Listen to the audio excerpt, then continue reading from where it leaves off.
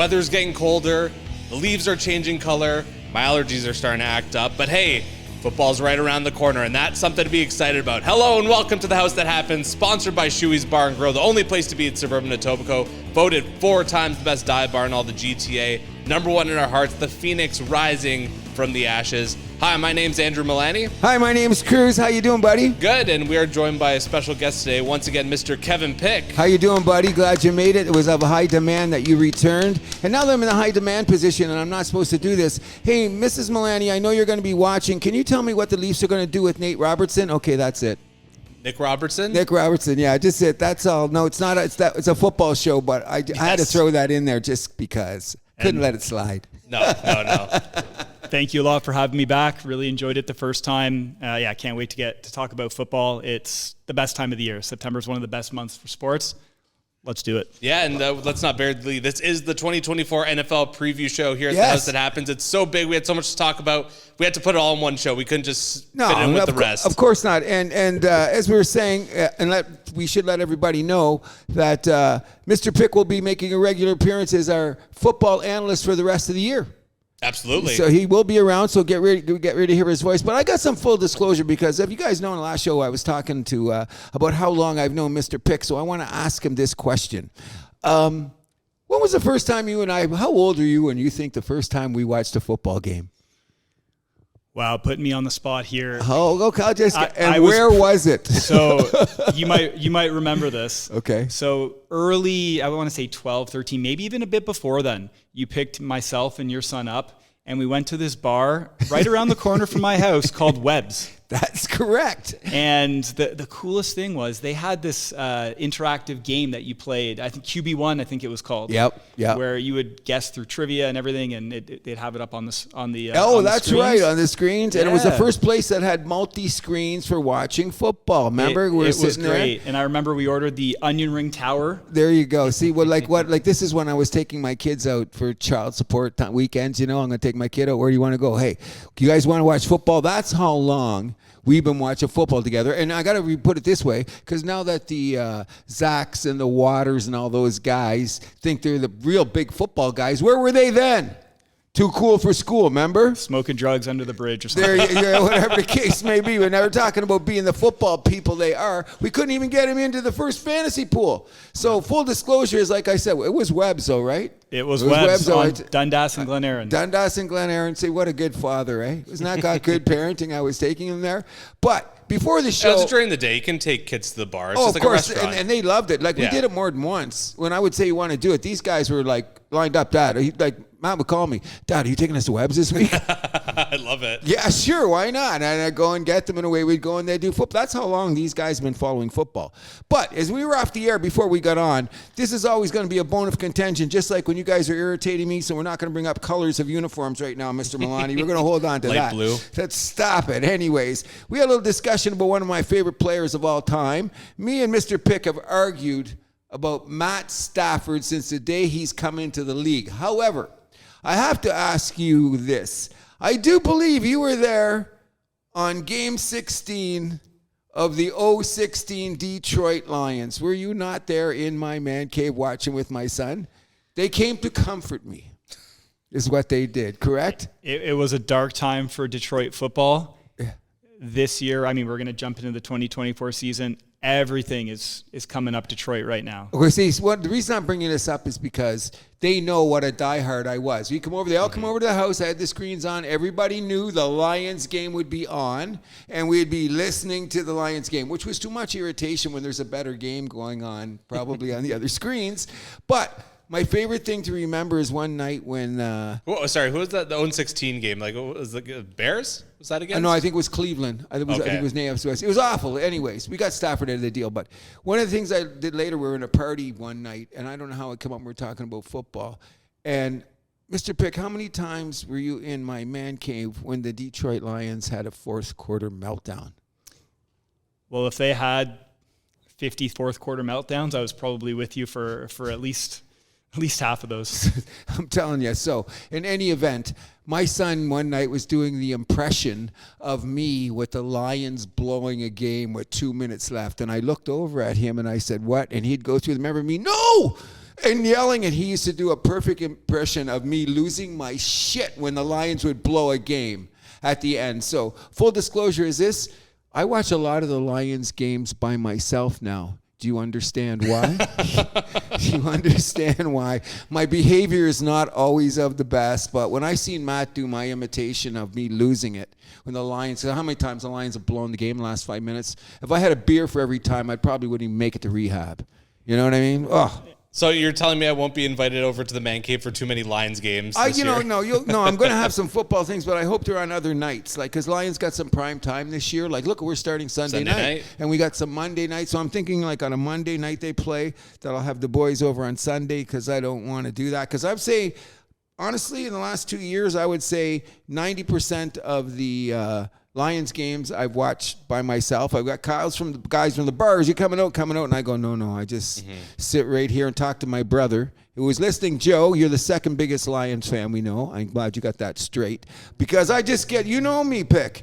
I'm not a very good person to be around in the fourth quarter if things are not going my way. Miles Davis is no longer on the wall in my highway of pictures coming in because he was the recipient of a loss, so to speak, sweeping up glass and all that kind of stuff. But hey, it's good to know that we're all fans. You do know he's a New England guy, right? I hope my T-shirt gave that away. I was just gonna say, you know what I mean? We were on that level. 2 decades that you enjoyed Brady as your quarterback. I mean, it must have been amazing. 6 Super Bowls. I wasn't really around watching for the first 3, but the last decade and a half was a tremendous ride. It's great you jumped on the bandwagon. Well, I mean, I had to jump on somewhere. No, you know what? He should say the same thing because he's a Denver Bronco guy. And why did he jump on the Denver Broncos bandwagon? Elway? It was 2 years before they won their Super Bowl, 1995. Okay, when it but really you were started still, getting, yes, but I know. John Elway, Shannon Sharp, Terrell Davis. Yes. Ed McCaffrey. Can't forget him. Christian's father. Yeah, CMC's exactly. father. Yeah, and his brother's starting too, eh? Yeah, his brother's starting this year. And they had a good defense too. Well, they had a great defense at the time, yeah. I think I probably owned 5 or 6 Broncos jerseys. So. Yeah. But you know the crazy thing about that time is like if you ask anybody, because Toronto doesn't have a team, something attracts you, like something, the shiny light of New England, whatever it was at the time, got your attention. Now you've planted your flag. Denver planted his flag. Matt was the Randy Moss guy. That was it. It was over. And then was him and Chris Carter. Matt planted his flag for Vikings. I have another son. I don't want him. Is Zach, has he erased his bandwagon reputation yet? I hope he's listening because he probably will be. Should we call Zach out on the bandwagon thing? He is the definition of a bandwagon jumper. He was all over New England. He was over all over Carolina in the Cam Newton days. Thank you. Yeah. He'll be all over the next flavor of the month. You know what I mean? Well, let's put it this way. He builds the bandwagon. Isn't that how we should put it? He doesn't jump on him. He builds the goddamn things. I love you, son, but we have... Well, at least he has a pragmatic approach to it, you know? Yeah, I guess that's the way you could put it. But anyway, it's a good thing to know that since we're doing a football preview show, that we're giving you a little bit of depth and breadth of why we're going to make the greatest picks of all season. And if you listen to this show, I expect you to make money. I hope so. Isn't that the name of the game? That's what we're here for. Thank you very much. Lead us off, buddy. We are the so-called experts. No, not the alleged. It's our favorite word, experts. alleged experts. Okay, that's a favorite word of the house that happens. Allegedly. And I've got a new one for your vocabulary. Ooh. We're going to endeavor to make good picks. Oh, even better. I like that when we use a vocabulary. That doesn't even sound vulgar. Endeavor.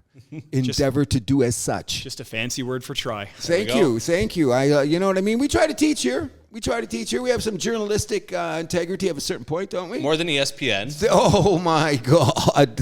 I don't even want to go there. I want to do a show, but we can't even talk about doing on Saturday some of the stupid things I've heard coming out of people that have jobs talking about football.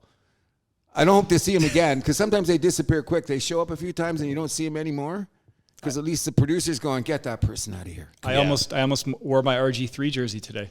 You know what? Wow. That wasn't a bad thing because I liked RG3. We were all jumping. Remember, we all loved RG3. Just the way that he played, we were all on his bandwagon until your old coach kept throwing him out there till his knee became a meat grinder. But that's another story. But God bless RG3 in case he's listening.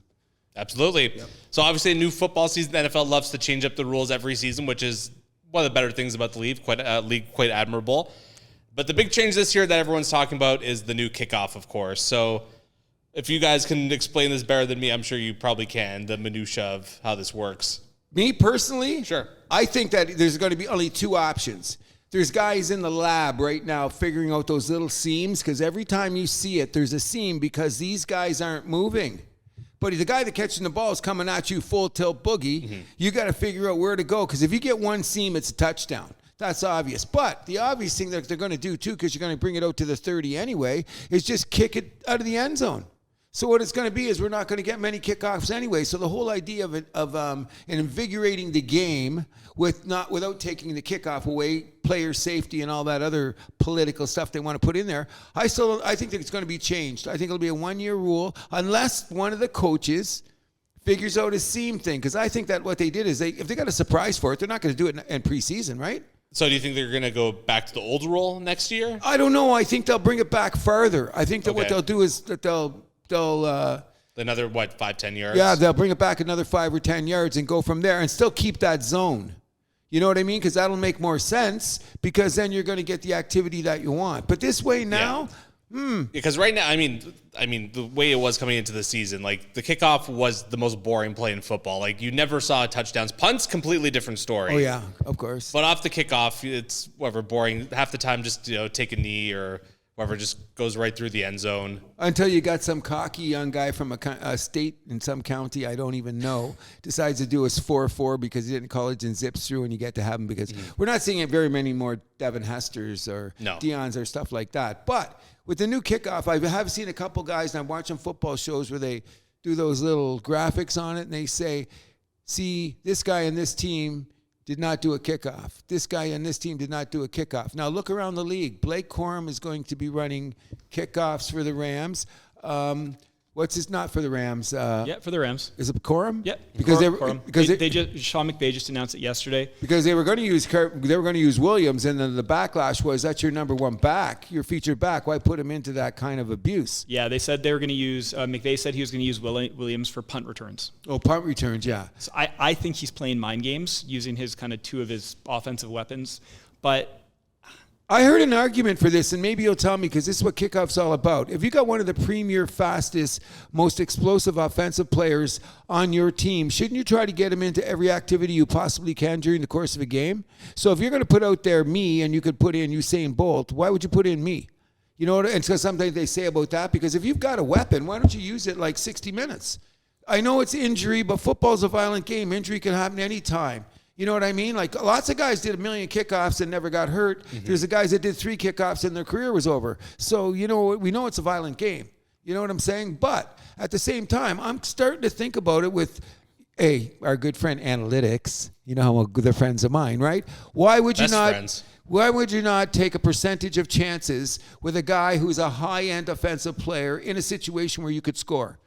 You know what I mean? Over the course of a season, I wonder if it would play out. And I think McVay's starting to play that game. That's what I'm thinking. Because you don't hear any other team around the league suddenly saying it's going to be some D-back from rookie with speed or wide receiver. Like a specialist. Yeah, or a guy who's third on the bench. He may get it up later.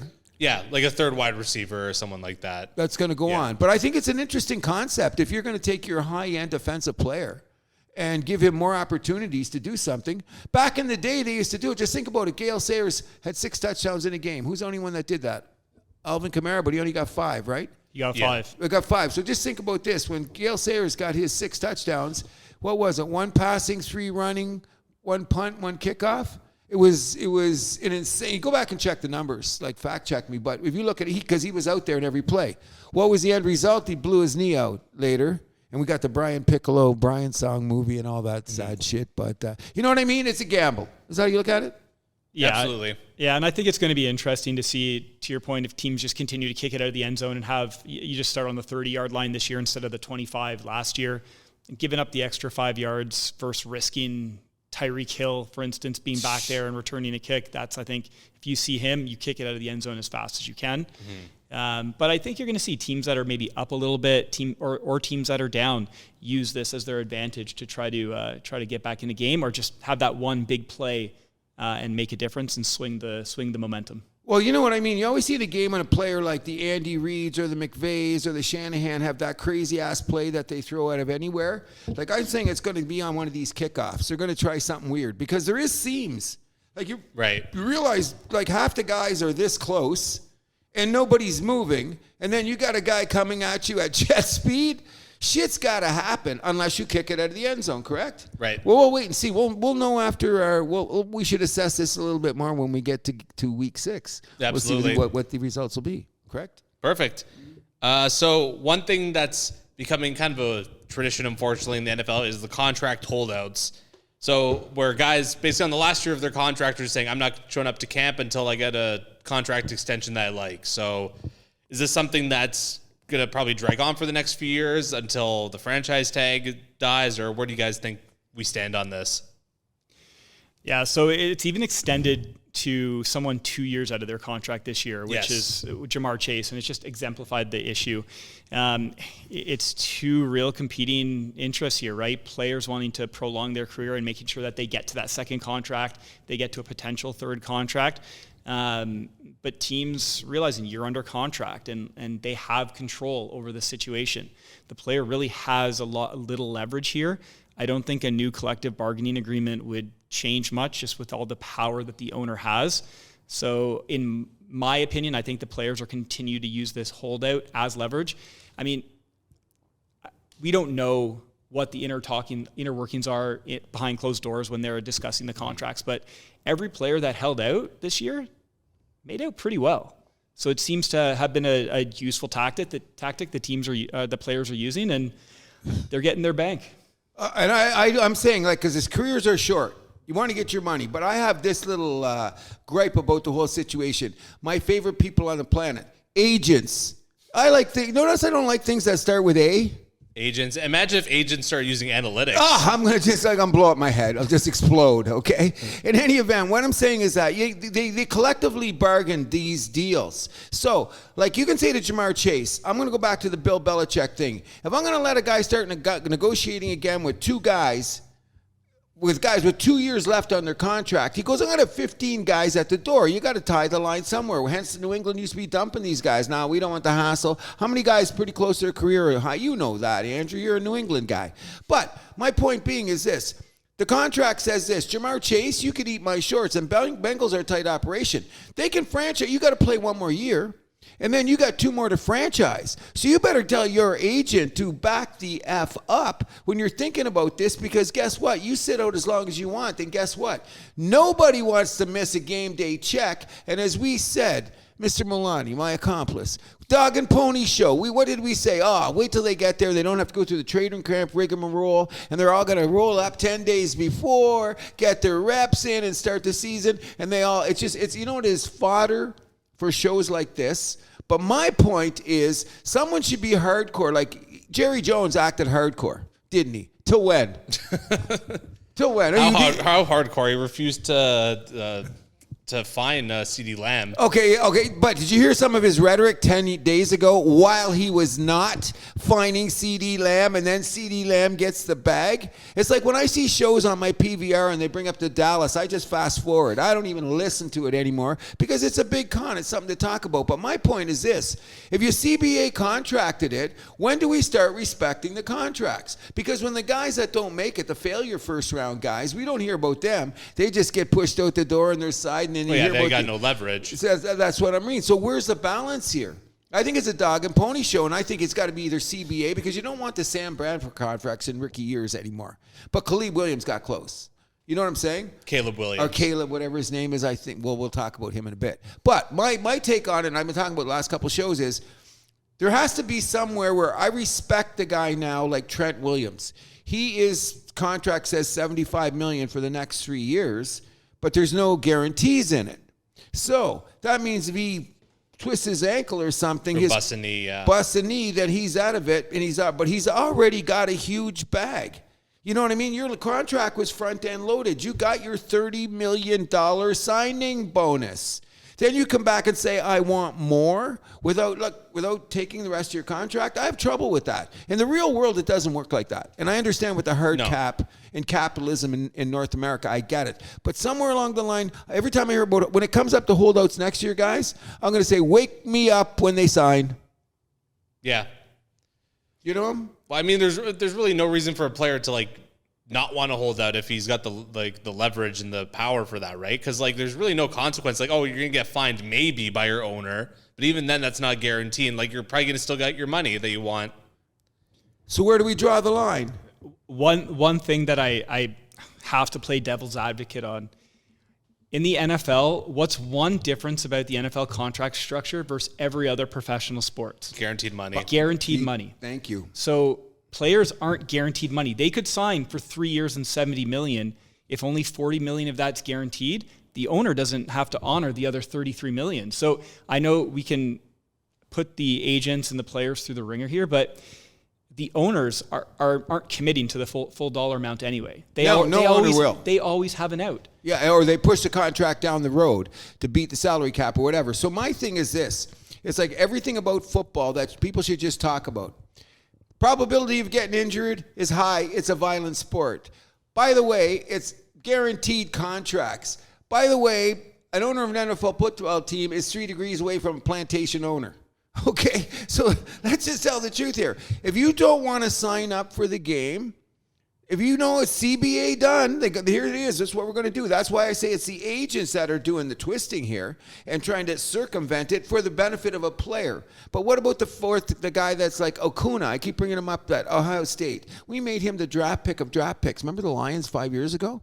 He didn't get a second contract. I think he's like second string or he's a practice squad guy.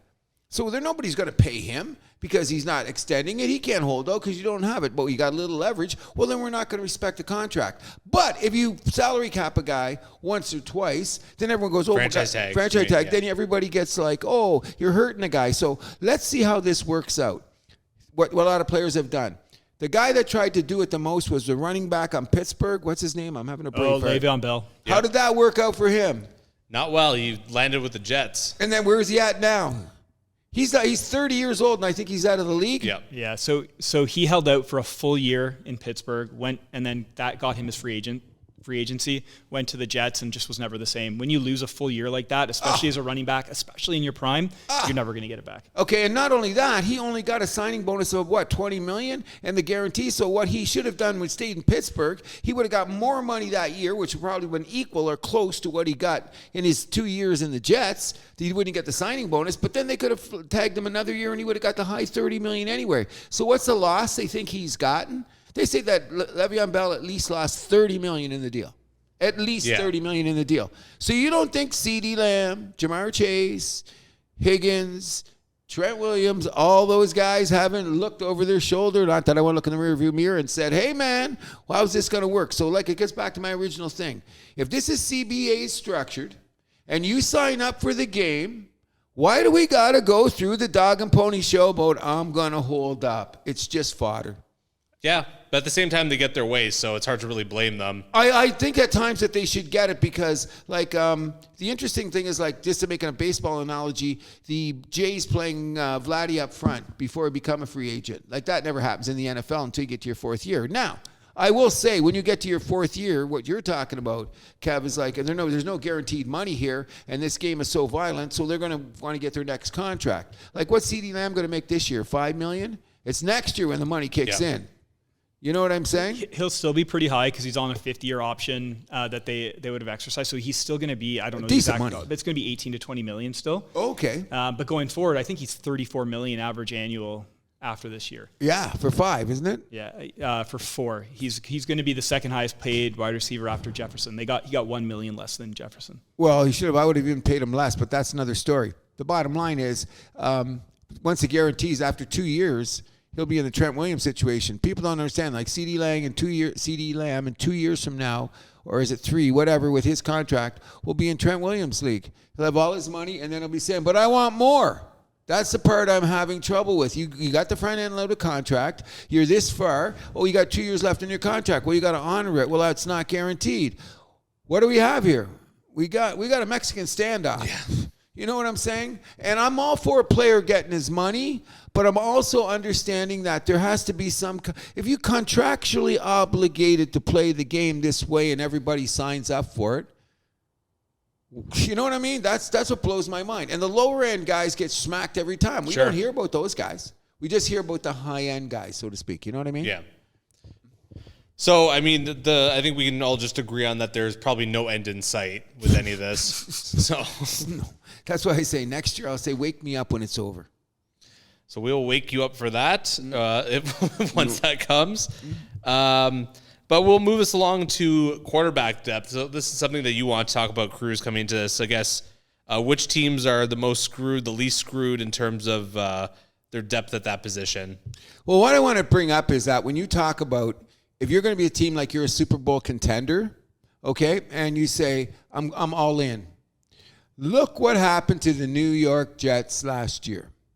Zach Wilson, they thought was ready. The guy was not ready. Aaron Rodgers went down, went to the Jets season. They wasted a season of a premier defense in the NFL because they didn't have a quarterback. So what I'm getting at is you guys have been paying attention. There's some weird backup quarterback shit going around in the NFL. Like, let's just put it this way. Tennessee has now given the keys to the car to Billy Jeans, Will Levis. Oh, who's his backup? It's Mason Rudolph, but... Okay, so is Mason Rudolph showed that he did enough of Pittsburgh, that he's as big as an insurance policy as they need? I think Mason Rudolph's biggest calling card is he dated Eugenie Bouchard for a year. Give me. Why couldn't we book that at the bank, bro? Exactly. You know what I'm saying? He did have a couple good games. But my thinking is, I'm wondering what people think about the depths of their team. Because if your quarterback goes down and you don't have a reasonable facsimile, your season's over. So I thought that this year I found some interesting backup quarterback scenarios, didn't you?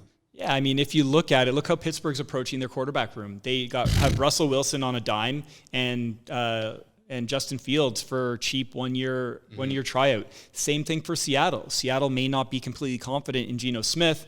They brought in Sam Howell, who somehow threw for 4,000 yards last year in Washington while getting sacked 100 times. Yeah. But they brought in some competition. So I think teams that, if you don't have your guy, your Patrick Mahomes, Lamar Jackson, there's probably 15 of them maybe in the league, you need that depth. But there's always the old adage, if you have two quarterbacks, you have no quarterbacks. You have no, and I agree with that. So I wouldn't even say that, because I seen on a show where they were saying, like, the question is how many elite quarterbacks are in the NFL? And if the elite quarterbacks definition is, here's a criterion. He makes his wide receivers better, and he can be the difference in a game and knows how to run a 2-minute drill. That's basically the criterion for an elite quarterback in the NFL. I would say there might be 8 or 9, maybe less. By that definition, yeah. By that, there might, but they're not 10. There's not 12, even though the quarterbacking thing is better than what was 20 years ago. Sure. Okay, I'm just saying it weirds me out. Like, I'm not worried about the Detroit Lions backup quarterback. And everyone's going to say, are you nuts? And you know who it is, don't you? Oh, Hendon Hooker from Tennessee. Tennessee. And why wasn't he a higher draft choice? Blew out his knee. In the second game, and no one's seen him again. But the year before that, who was he like? He was like a Jaden Daniels. He was like a Khalid. Maybe not quite the arm strength, but he was. I'll take this one for you, Andrew. Caleb Williams. Oh, thank you. Caleb. I must be just having another Caleb. It's with a K. With the C. It's with a C. But I'm going to say it with a K because I don't remember. Because I'm a little dyslexic. I look at it and it says Caleb to me. But you got it right that time. What? You said Caleb. Okay, because with a K. Oh, dyslexic. Yeah. So I think with a K, I'm with Caleb now. But you're absolutely right. A lot more teams are really trying to factor in that QB depth. I think it was Cleveland kept 4 quarterbacks on their roster during cutdown day. That's the other extreme. I'm going, wait a second here. We're going to talk about this, but this is, what are you saying about the rub and tug king? What are you saying about him? Come on. The masseuse master. The masseuse master. And this guy's still got the most guaranteed money in the NFL as we speak. And how many games has he played in the last 2 years? Hence the reason I was talking about contracts previously. There's Exhibit A, but that was just exuberant owners. But you know what I mean? If you look around the league, okay, what happens if Jordan Love goes down? Green Bay's screwed. They got Malik Williams. He runs that kind of offense. I'm not saying that he's that Malik good. Willis. Yeah, okay, but I mean he's had some NFL experience. They have that movable offense. I think one that stands up for me is Buffalo. What if Josh Allen goes down? They're stuck with Mitch Trubisky. Well, that's just because he can throw the ball. See, the great thing about Buffalo. Well, he can throw the ball. You see me, I can throw a ball too. But Kev, don't tell me how good I can throw it. Just say I can throw the ball, can I? Yeah. You can throw a baseball. I can throw a baseball. That's all we're going to say. But what we were just saying now about, the thing that we got to understand too, and you got to hope it stays this way. Do you know that Josh Allen has the most consecutive start streak in the league by far over everybody? Nobody can touch him. Because look at Mahomes has missed games. You name it. Lamar's missed a couple games. Go around the league. Any elite guy. I think Jared Goff's number 2. Oh, better knock wood. You know what I'm saying? But he's been that workhorse because of his size and his whatever. But most teams, there's going to be a point where you don't have your quarterback gets hurt. New York Jets, perfect example last year. Right the season off after 4 snaps, the season was written off. Woo! Yeah, and a lot of it's how the team wants to allocate their resources, right? You only have a certain amount of dollars to spend. If you're spending $60 million on Aaron Rodgers, can you afford to have a backup in case he gets hurt? Or do you put that money into defense and O-line depth, something like that? So that's why I think you see these teams with like a top 12, top 15 quarterback don't really address their QB depth.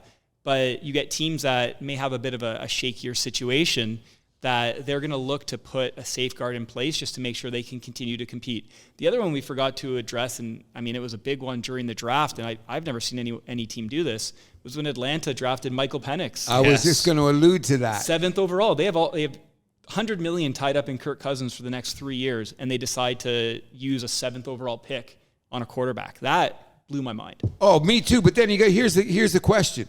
And if you could hand me one more of those, that'd be great.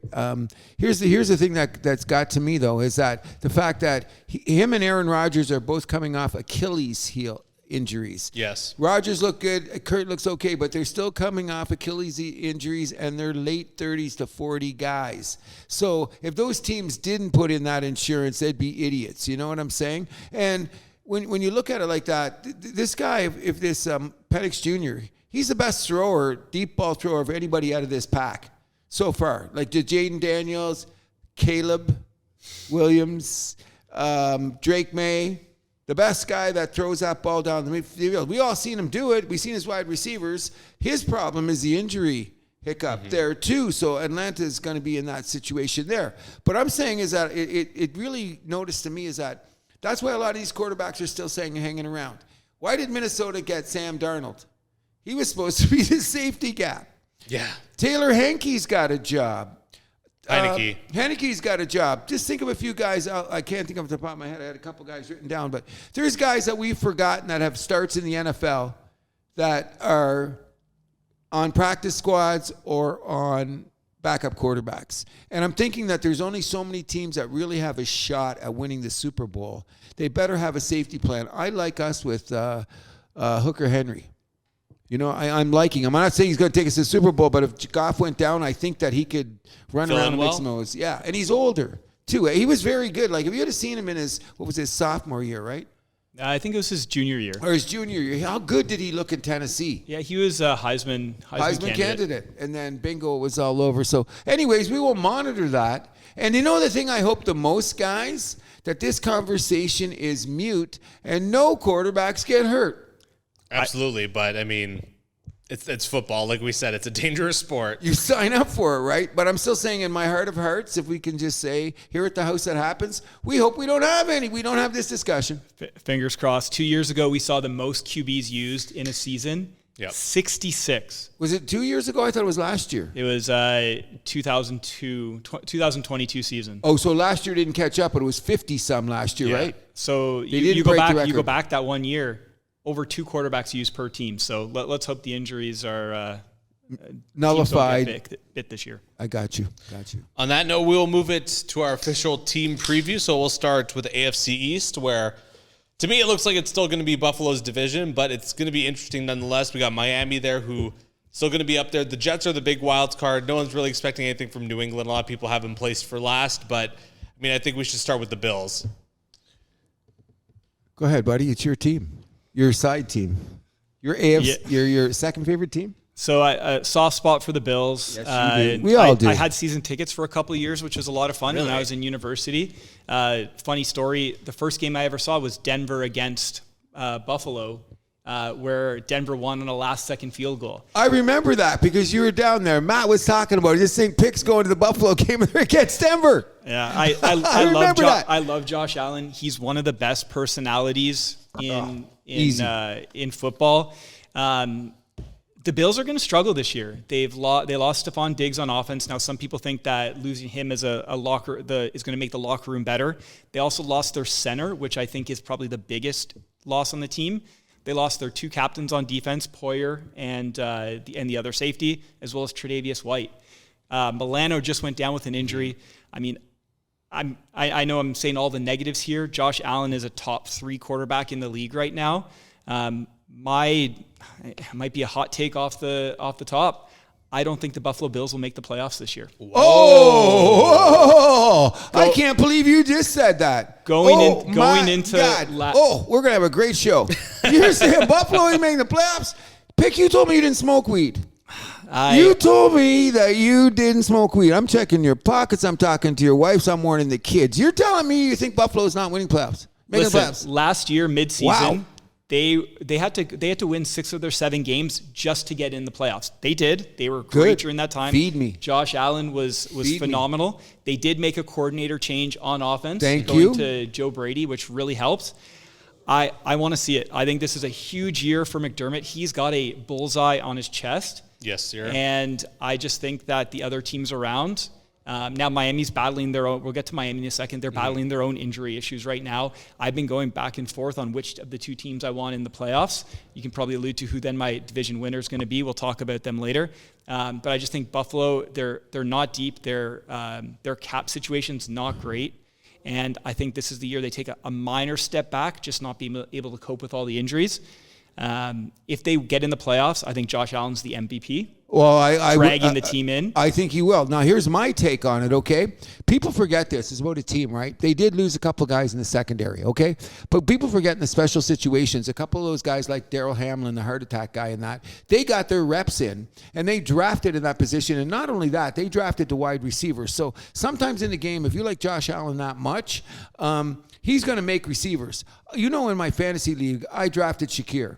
And they got Keon Coleman, and I think they're going to go with a 2 tight end situation with that big old line with Buddy in the back there. So you got to look at them in those last 6 games, as that's where they started changing their personnel. So to me, I'm not saying that I don't have them pick to win the division, but I have them making the playoffs because I think they've made enough adjustments around with the guys that got the reps last year, filling in some holes, picking up another free agent linebacker that they picked up along the way. And McDermott is a defensive coordinator first. Look at his whole 7 years in Buffalo. Buffalo has been a top 10 to a top 5 defense with whatever personnel they've had. So I think that he's good enough to scheme with the new guys to get there. I'm not worried about Stephon Diggs. He was causing enough grief because sometimes Allen was looking for him when he should have been looking for Shakir, or he should have been looking for Kincaid and those guys that were out there. So I think, and Buddy in the backfield, because and Buffalo also beefed up their old line. Not only that, in their later draft, and they picked up guys. So I'm saying that they've made mild adjustments to their offense. Everyone says, well, you can't score with this. You can't go to the Super Bowl with this group of wide receivers. What were they saying this time last year about the Kansas City Chiefs when the season started? Oh, he can't win. Now, I'm not saying Patrick Mahomes, Josh Allen, but you just said he's top 3 in the league. So he could make his receivers, and I think McDermott is good enough of a defensive mind that he's going to scheme the players he got and the players that he picked up, that they'll still be a top 10 defense, enough to make the playoffs. We'll bet a beer on it. You're betting they're not making the playoffs? That's the first beer bet, because we make beer bets on this show. So write that one down. Yes, we're going to write that first beer bet. You say Buffalo misses the playoffs? Yeah, I think the odds are for them to win, so you get a bit of a slight bump on the vig here, but I will I was going back and forth. Are they a wild card team? I don't think they win the division. I think they just have too many holes. As I said, if they get to the playoffs, I think it's because Josh Allen has one of the best seasons in the league, and he's in the running for the MVP. I just think they have too many holes overall and are susceptible to 1 or 2 injuries. If they do have 1 or 2 injuries, they're going to be in a lot of trouble. I'm with you. I think I think them losing Diggs, I think that's less of a big deal than people are making it out to be. Not only because of the locker room, but just because of the on-field situation there. I think Allen's going to make it work with that offense. The defense, I'm with you. It's a little bit of a concern, but McDermott, I trust him. I like his defensive mind. I think they'll find a way to make it work. It might take a few weeks to get it going. I don't know how they're going to do the first month of the season, weeks 1 through 4.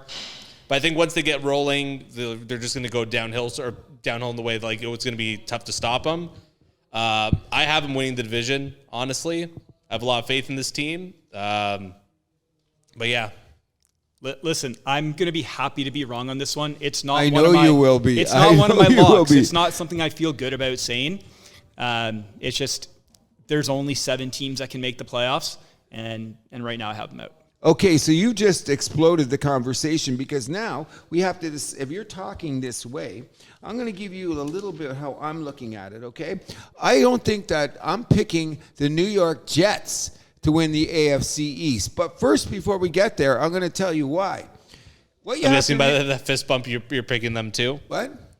Yes, okay. But so you guys are both on the Jets. Okay, here's what you got to look at, though, okay? So you got to look at the schedule. Now, so we're going to do this for every division. I'm going to remind you guys. The AFC East is playing the NFC West, and they're playing the AFC South. So automatically, since they're playing the AFC South, Buffalo's probably got a better chance of winning because those are weaker teams. For starters, however, when you talk about those odd games they got to play now, because there's game 17, who do they got? They got Detroit and Kansas City, as opposed to the New York Jets, who's got what? Denver and Minnesota. Don't forget Baltimore for Buffalo has to play Baltimore as well. Oh, no. Do they? No, I don't think that's Kansas City. Because they only play one game. Who do they play? Because they play the AFC South. No, but they both won their divisions, so they're... No, so did Kansas City. They play all the division. Baltimore too. Then no. Yeah, they do. They play all the division winners. No, you don't. Yeah, you do. No. Oh, I got it right here. We got it right here. Let's take a look. It goes like this. You play the 2 divisions. You play the 6 games in your conference, and then you have the 2 odd games. Or now it used to be you always played. If you were a division winner, you played a division winner. But the game 17th is you cross conference now. And you play the division winner. Yeah, but that's just game 17. But for games 15 and 16, you play the division winners or whoever. On your side? Okay, they are at Baltimore. Yeah, they do play Baltimore. So maybe that's where I mixed up. Baltimore too. Yeah, so they got Baltimore and Kansas City? Yeah. Yep. So how does that work then again? Maybe I made a mistake. No, because they're the division winners, so they play them. So how it works is you play every team from one other division, and every team from on both sides. The teams that finished the same standing as you in the 2 divisions you don't play. So Buffalo, who finished first in their division, will play all of the, I believe you said AFC South, so that's Houston's division, plus the top team in both the AFC West and AFC North, which is Baltimore and Kansas City. Oh, is that how it works? And then they got to play a division winner from the NFC, which is Detroit. So that's so I screwed up the scheduling. I'm glad you guys fact checked me, get it wrong, because it's going to enhance my theory.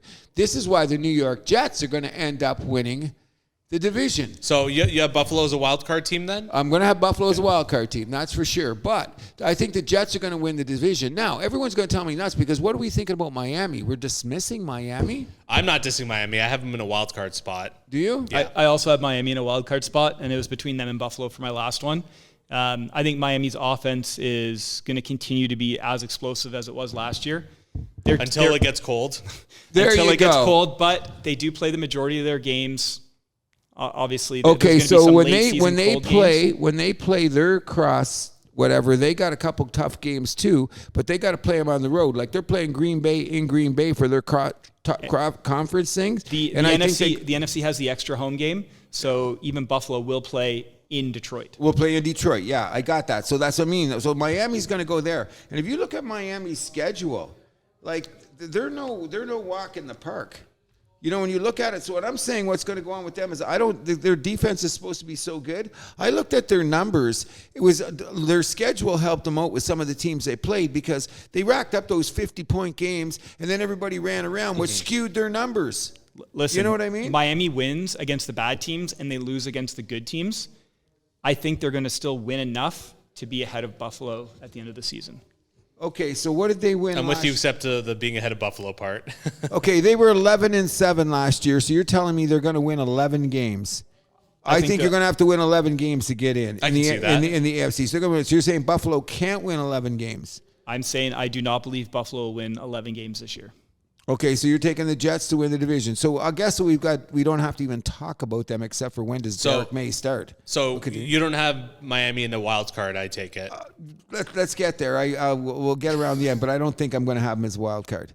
We'll get through all the divisions. I should be writing this down as I'm going along. I'm having the Jets, obviously the Jets and Buffalo, I believe, are going to be in the playoffs. There's only 7 teams. Now, let's take a serious... Because I don't have the Jets in the playoffs. Okay, well, here's what I'm looking at from the Jets' point of view.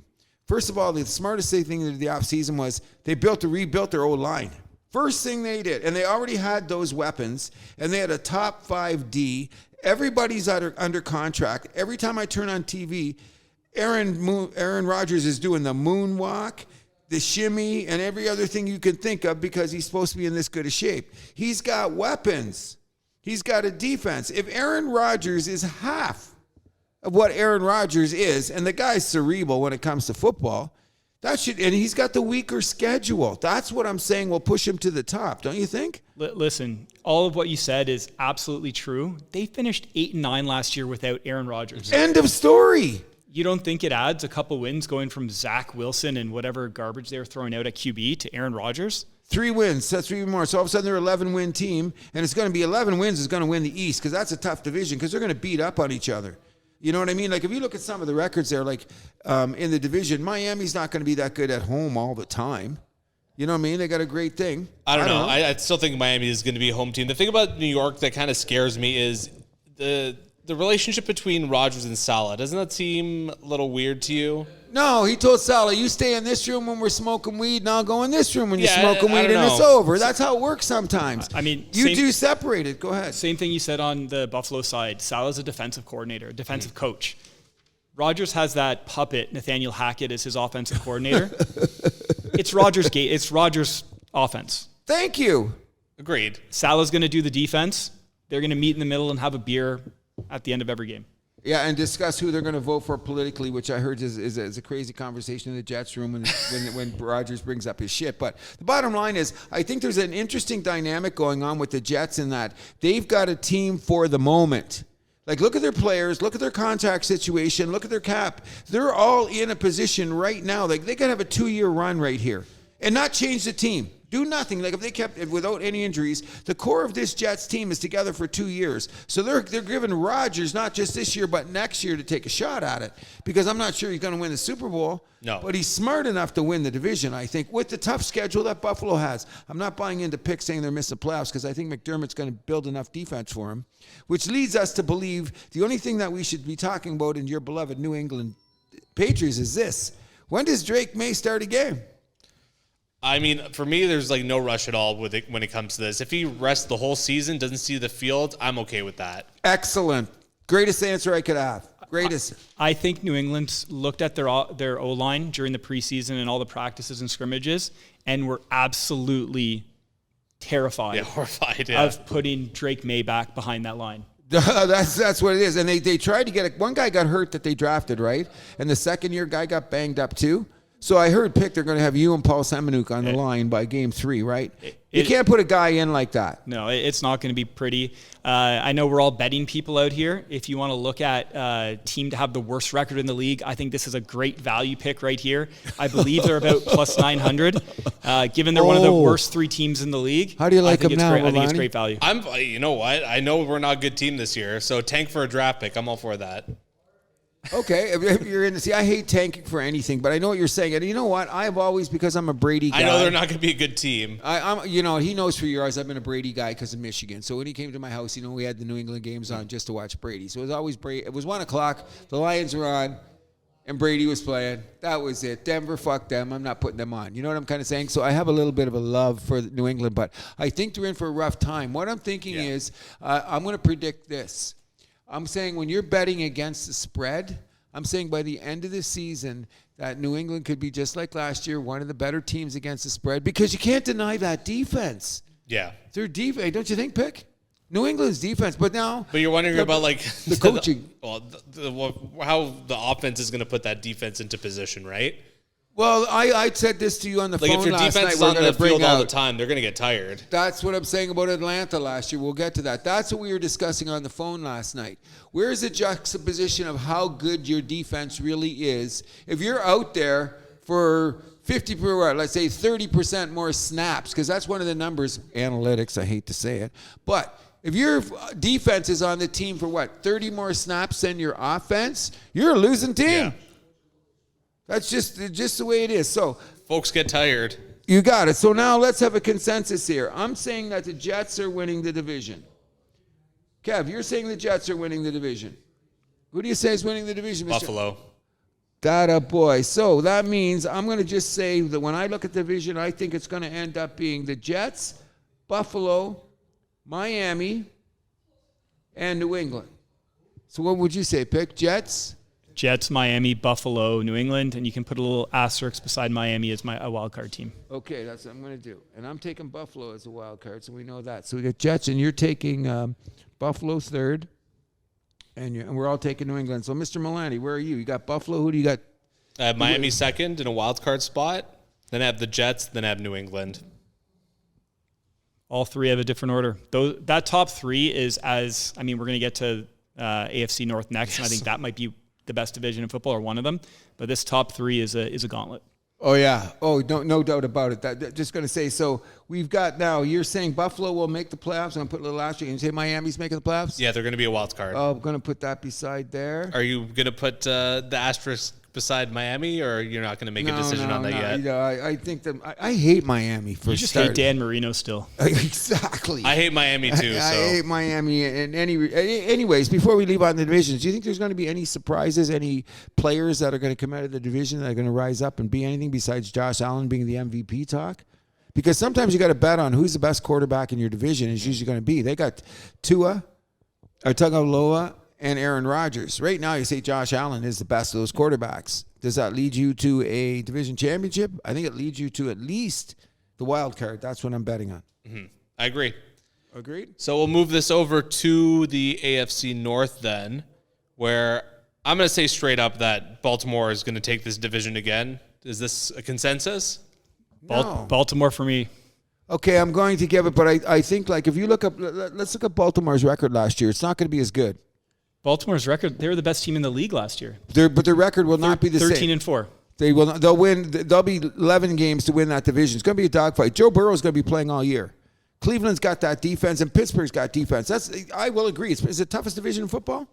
I think so. From top to bottom, I mean, the defenses and just the way they hit each other. Every game's always within 3 points. It's always great football. Baltimore didn't lose anybody.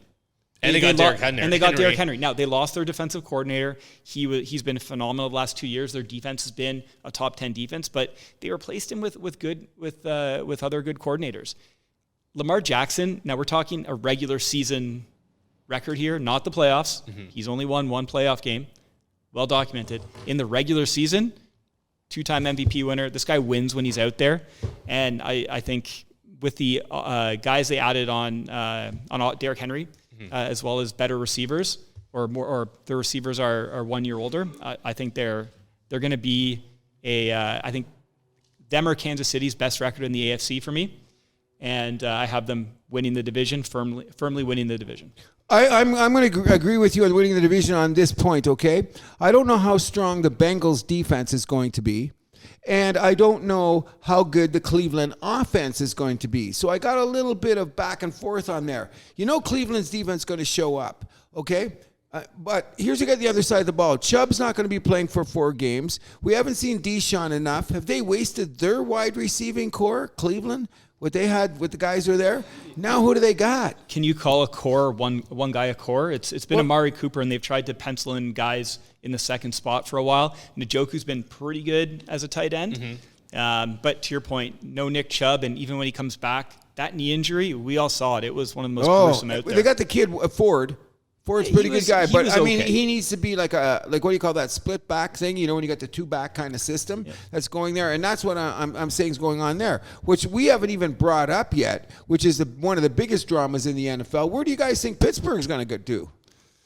Listen, I think they're in tough. As a Denver Bronco fan, I saw firsthand Russell Wilson the last 2 years. I think he's scared to throw over the middle of the field. Pittsburgh has injuries on their offensive line. He's not going to stay in there to take a hit. So he's not throwing over the middle of the field. Their wide receiver depth took a hit over the offseason.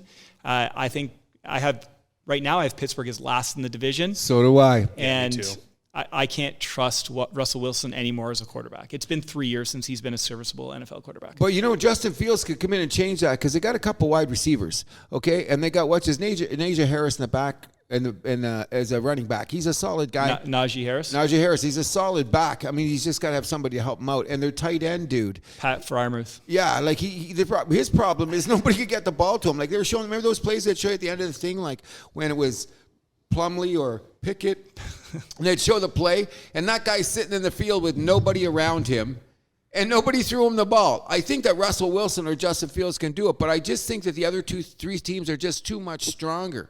But you can't deny the Pittsburgh defense, which might be another team for me to believe as a betting man, take at the bigger spreads. I think Pittsburgh's going to keep you in the game defensively. Like that defense is beastly, and they still drafted guys to beef it up. Yeah, Pittsburgh I believe they drafted like 7 of their 8 draft picks were actually on the offensive side of the ball. Interestingly enough, was it 7? But didn't they pick up a guy? Was it the undrafted guys or somebody they signed on free agent? So their big free agent acquisition was Patrick Queen from Baltimore, and who's middle linebacker. He's one of the best middle linebackers in the league. So they did get better. That's what I knew there was some kind of there, and the only reason Baltimore had let him go because of salary cap. But with Pittsburgh, I think we can all agree the defense there is. They're studs. That's not going to be the issue. They'll end up being top 10. But on offense, though, I still think that's a big issue. Like, they don't have Matt Canada there anymore, but that was it. Arthur Smith now running the offense. That doesn't fill me with that much optimism if I'm a Steelers fan. I don't care who the quarterbacks are. Justin Fields, if he does take over for Russell Wilson, that's going to be a slight plus in that regard, but I mean, I really don't trust either one of them. But Arthur Smith was a previous coordinator that did a good job, and that's how he ended up being head coach of Atlanta. His problem in Atlanta was, who was his quarterbacks? Yeah, but we'll get to Atlanta. We'll get to Atlanta down the road. But I still think Pittsburgh's in last. I do too. So what are we saying here? So is it we all going to be? It's a consensus that Baltimore. Yeah. So even with the loss of Queen, even though they lost their defensive coordinator to Seattle, who's their new head coach. Even if Mark Andrews goes down, they have a good backup there in Isaiah Likely. I'm going Ravens there. I think it's a consensus. I think even if Lamar stubs his toe, who does he got behind him? At this point, if Lamar, Mahomes, anyone gets hurt, who cares? They have behind them. Because that's what I'm saying. They're one of the teams that there's nobody really behind. No. Lamar in this situation, which is very scary, but it was a salary cap thing that they had to deal with too to keep some of their players. But I think he's certainly going to be there. But it brings us to the other guy that we never even brought up yet, and that's Joe Cool. Joe Burrow. He's had an injury in 60% of these NFL seasons. He's a great quarterback when healthy. Seems like he might just be that injury guy. Fluke injuries, though. The knee bump, but the other one, the hand one, was a fluke. It was off a helmet. He's been sacked 150 times in 52 NFL games. Okay, so now what did they draft? O-lineman. Mm-hmm. Yeah. And they brought in that free agent guy from, was it the Jets or the Giants or somewhere? They've been trying to address their O-line for a couple of years. I think they're going to be better. Listen, I'm slandering Cincinnati right now, whereas I have them as a wild card team. I do think just Joe Burrow's health is enough to get them to that level. Their defense will need to take a step up where it was 2 years ago, the year they went to the Super Bowl. Okay, well, I'm looking at it this way. My theory about the defense was out there all the time last year because there was so many 3-and-outs on the Cincinnati situation. Yeah. So I'm thinking that there's a possibility that they won't be on the field that long to get the shots out, so their numbers will go up analytically because of the fact that Joe Burrow's going to get there. And they still got Higgins. They still got freaking Chase. Although Jamar, is he still not played Jamar's in. They're all coming he's in. Back. Jamar, he's back. He's ready to play. That's one of the idiot contract guys I'm talking about. You got 2 years left, buddy. They got 2 years and I know. And 2 franchise tags. So get into camp, make your money. Nobody wants to miss a game day check. You talk any show you watch a football year. What's every expert or every guy in the NFL says? Oh, it's all good until you miss that first game day check. Then everything changes. But I think that I'm picking Cincinnati to come in second in the Division 2, and I'm also picking them to be a playoff team. So we're all in agreement there that they're a wild card team and they're going to be in second place. Okay. This division is going quite swimmingly. I agree. So then I guess we're all looking for Cleveland, Baltimore, and Pittsburgh, right? Yeah, I have Cleveland coming in third and Pittsburgh coming in fourth. I do not have Cleveland as a wild card team.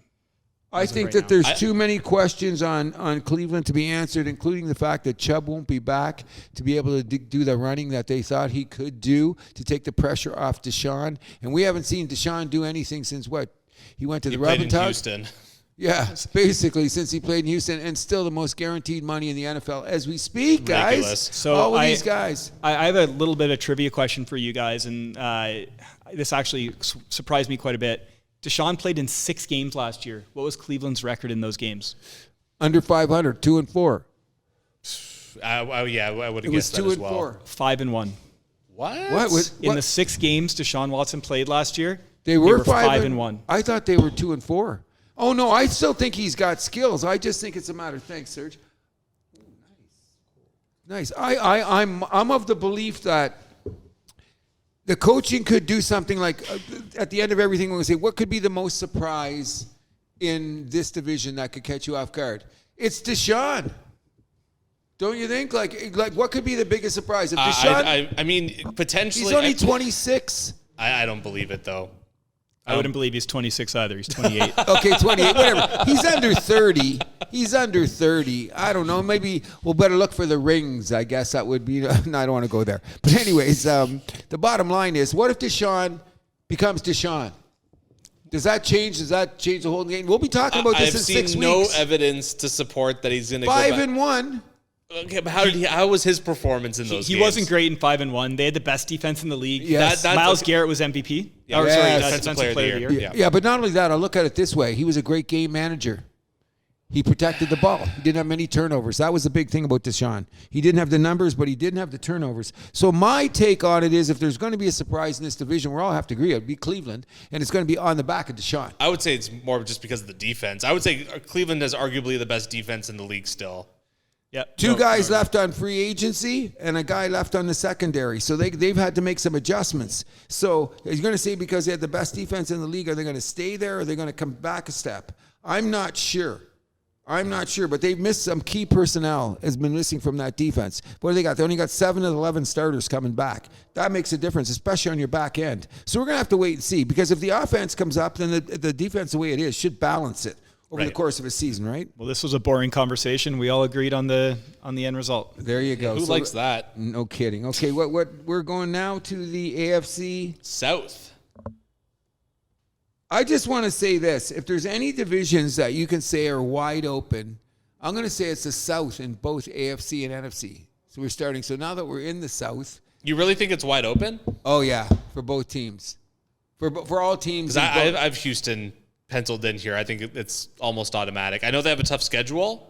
Yes. But I really can't see any of the other teams passing them in this division. Okay, so let's just talk about it realistically. I'm saying Houston will still win the division, but they won't have the gaudy record that they had last year. Yeah, I think it's going to be tough to bet against Houston. Anthony Richardson on Indy is the hype guy right now. Despite only playing 17 games between college and the pros. He's finished 2 games in the NFL. Yeah. But his combine was out of this world. And Trevor Lawrence just seems to win 10 games every year. So to your point, I think it is a pretty wide open division. When you look at the coach QB combo and just the talent between those two, DeMeco Ryans is probably already a top 5 to 7 coach in the league based on what he's done and how fast he's turned around this Texans team. And CJ Stroud, who doesn't like CJ Stroud? You are an Ohio State hater. I know. I'm giving him credit. Have I said a lot of nice things about C.J. Stroud ever? You should have heard what he was saying about Stroud coming into last season. I never heard of a good quarterback coming out of Ohio State. Just like they never wait was. To take him down. There wasn't. There was no good Ohio State quarterback. Well, there's a first time for everything. There it is. He's the guy. So I got to shut up. He never beat Michigan, though, did he? I'd rather be a starting quarterback of an NFL team than beat Listen, Michigan. The guy's good. That's all I'm going to say. Very good. Okay, so he's good. But what I'm saying is that now they're the hunted, not the hunter. Like, you got to realize this time last year, we were still talking about the dumpster fire that was the Houston freaking Texans. They made great calls on defense. They got 8 first-rounders on their defense. Every guy's under 25, and they're all under contract. It is now for Houston, whatever. I think the key to Houston is their offensive coordinator. All that him and Miko do is go for beers. How are you going to run this? Or look at the players like they just, I don't like the look of this player. But basically, Miko knows he's the defensive guy. I want a freaking offensive guy in my pocket, and he's got the guy. What's his name? Is it Bobby Slowick? Yeah, whatever. Yeah, so he's there. So giving them that's how teams win. You're responsible for your job, so to speak. You know what I'm saying? So we're all agreeing that Houston's going to win the division? Yeah. Okay, I'm just saying going on there, if you look at Houston's record last year, it was pretty damn good. But when I take it, one of the things is they were 4-2 in their division. Are they going to be 4-2 again? They have to be to win their division. Some of these guys did barely won a game. Tennessee was 1-5 in their division. They're going to win They're more. awful. But Tennessee's also got the easiest schedule. They do. Okay, now here's one of the things people don't realize. They were like top 12 defense. Like, their defense was not horrendous, but it was another situation where they were on the field all day. Yeah, and, Tennessee, I think a lot of people are overlooking.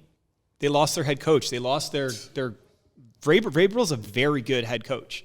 I think objectively he's a very good head coach. He's now consulting in Cleveland. Just back to the Cleveland conversation. He's now a consultant in Cleveland. I did air quotes there until he gets a new head coach position. That's a big loss to their team. There's a lot riding on Will Levis, Bobby Jeans. I like that. Mm-hmm. Billy Jeans, sorry. That he's going to need to be good for them even to be above 500. Okay, so I'm going to say this. I think that Tennessee's defense is vastly underrated. Grable was a defense guy. So he left behind some guys that could play defense. So all we have to do is Will Levis to play as average as a great game manager. He's still got DeAndre Hopkins. He's got the kid on the other side. He's got a couple running backs. I'm saying that it's going to be a battle. I'm not sure who. Like whatever I'm writing down here today, I think it could be completely disarrayed in 6 weeks from now because Trevor Lawrence is no slouch. They got a modicum of defense. Indiana's got a modicum of defense. So I think some of these records within their division are going to be decided, like we said the other times, on who plays who. Houston's got the toughest schedule. Indy's got the weakest. They can win a little bit more at home, or Anthony Richards can just be half as good as we expect them. They're going to be in the hunt for that division. You know what I mean? Because Houston, they're not, like the Indies aren't playing the big teams. Houston's playing anybody that's every good, and they're hunted this year. Yeah. Now, I really think this about Houston. Their defense is going to carry them farther than their offense. And that's a huge statement to make, considering that what they did was they had no running game last year whatsoever. C.J. Stroud was the most efficient quarterback on third down. Okay? And they brought in Joe Mixon. So that's the reason I'm giving them the division win, but I don't think they're going to have that lofty number that they had last year. They also brought in Danielle Hunter from Minnesota on defensive end, to go along on the other side of Will Anderson. Will Anderson, I think Hunter had 15 sacks last year in Minnesota, in and around there. Yeah, and they didn't want to pay him. Yeah, so that's going to be a fearsome 1-2 punch. So that's why I think Houston, they could have a shot at a top 5 defense in the league as well. Oh, I think they will. Based on how they're coached and all the talent they have on there. So Houston won. I'm definitely say they're going to have a top D. There's no doubt about it. That's Miko Ryan's calling card. And look at like I said, there was 8 guys under 25 on the defense, and a couple guys that are coming in on situation guys are all kids. So we're all agreeing on Houston? Yep. Okay, what about the rest of the division, guys? Now I have I have Indianapolis as a wild card. Wow. I know they're a little boomer bust, but I think even if they find that like happy medium, if things don't quite go their way, I think they could sneak into that last wild card spot in the AFC. Yeah, they almost got there last year with Gardner Minshew 9-8 as their quarterback. 9-8, whatever it was. It's going to come down to, is Anthony Richardson able to stay on the field? Because as good as he was... But even if he doesn't, they have Joe Flacco, who proved that he could be a good backup. As he was last year, I don't think Joe Flacco has another year like last year in him. He's seen his best before date, and last year was a great story. I just don't think he can do what he did there. It's hard to disagree here because I find all the other teams are so close. I do have Jacksonville as my second place team and a wild card spot. Ooh. But listen, Indy's a little too boom or bust for me. I do think the talent level on defense, they have Buckner on the defensive line. He's solid. Yeah. A couple other good players sprinkled throughout. I just don't think that the overall talent level on defense is going to be able to hold up for the long haul. So you taking Tennessee to end? Are you going to be last in the division again? I'm taking Tennessee to be last, just based on quarterback play. I haven't seen it from Will Levis yet. He had a cup of coffee last year. He wasn't great, but I have Indy third, Tennessee last. I have Tennessee last as well. I got Jacksonville third. Okay. How they fell off last year at the end of the season really scared me off. And I know the owners. Jacksonville? Yeah. Mostly was because of injuries, though, and everybody's back. So I don't know. Trevor Lawrence, is he great? I like Trevor Lawrence, but it feels like he doesn't have the protection there. They had their O-line, and the guys they had a couple injuries on the O-line early in the year that hurt them, and then they drafted a guy. So I'm just saying Trevor Lawrence should be good enough on his own that he should be rising up to be a potential top 5 quarterback in the league, don't you think? He's got all the tools. I think Trevor Lawrence, in the NFL, it's all about narrative and perception. Trevor Lawrence is a lock for 10 wins and 4,000 yards every year, and he's only 3-4 years into his career. 24 years old. Right? So I think he takes the perception leap this year and is in that kind of top 5 to 8 quarterback in the league and does get them a wild card spot. So who do you have second? Who do I have second? Yeah. I'm still I have to go with Jacksonville too, just because I believe in Trevor Lawrence. And they're a wild card? No. Okay. I don't think they're going to get there. And I have Tennessee coming in third. And I have Indy coming in last. Whoa. But I'm going to say, after all that is said and done there, that I think that Tennessee and Indy will probably end up with around the same record. So one's 8-9, 9-8. I think it's going to be that close because it's going to be a dogfight. And like you said, they look at who they play. What is it? They play the NFC North as their cross-division thing. So all of those Indy, Tennessee, Jacksonville, they're going to have to go up against the Green Bays, the Chicagos, and the Detroits. So we've already we'll discuss that later. We've already discussed the weakness of that division. So take those games away, and what it boils down to is that Houston's got the tougher schedule, the other guys got the weaker. So that could pull them up a game, which I think is going to draw the division closer, with still Houston winning it. You know what I mean? All right. Do you have any of the teams as a wild card? Mm-mm. You know, you are going to have to pick a wild card team eventually. I did. I've already got one wild card team. I got Buffalo, and I got Cincy. And last but not least for the AFC, we have the West with probably the easiest decision to make for the division winner. I think we all have Kansas City as our winners. We could just get that over with. Kansas City at the top. Can't bet against Patrick Mahomes. Are they that much better than last year? I'd say they're better. I would too. The receiving on paper. core, number one. Oh, there you go. Worthy. Pick this Worthy kid. I've been one of my fantasy teams. Okay, yeah, this guy could be. He's got Rookie of the Year potential when we get to that, just because of the situation that he's in. But what we've really got to talk about is that Kansas City brought everybody back on defense. And their defense, top 5.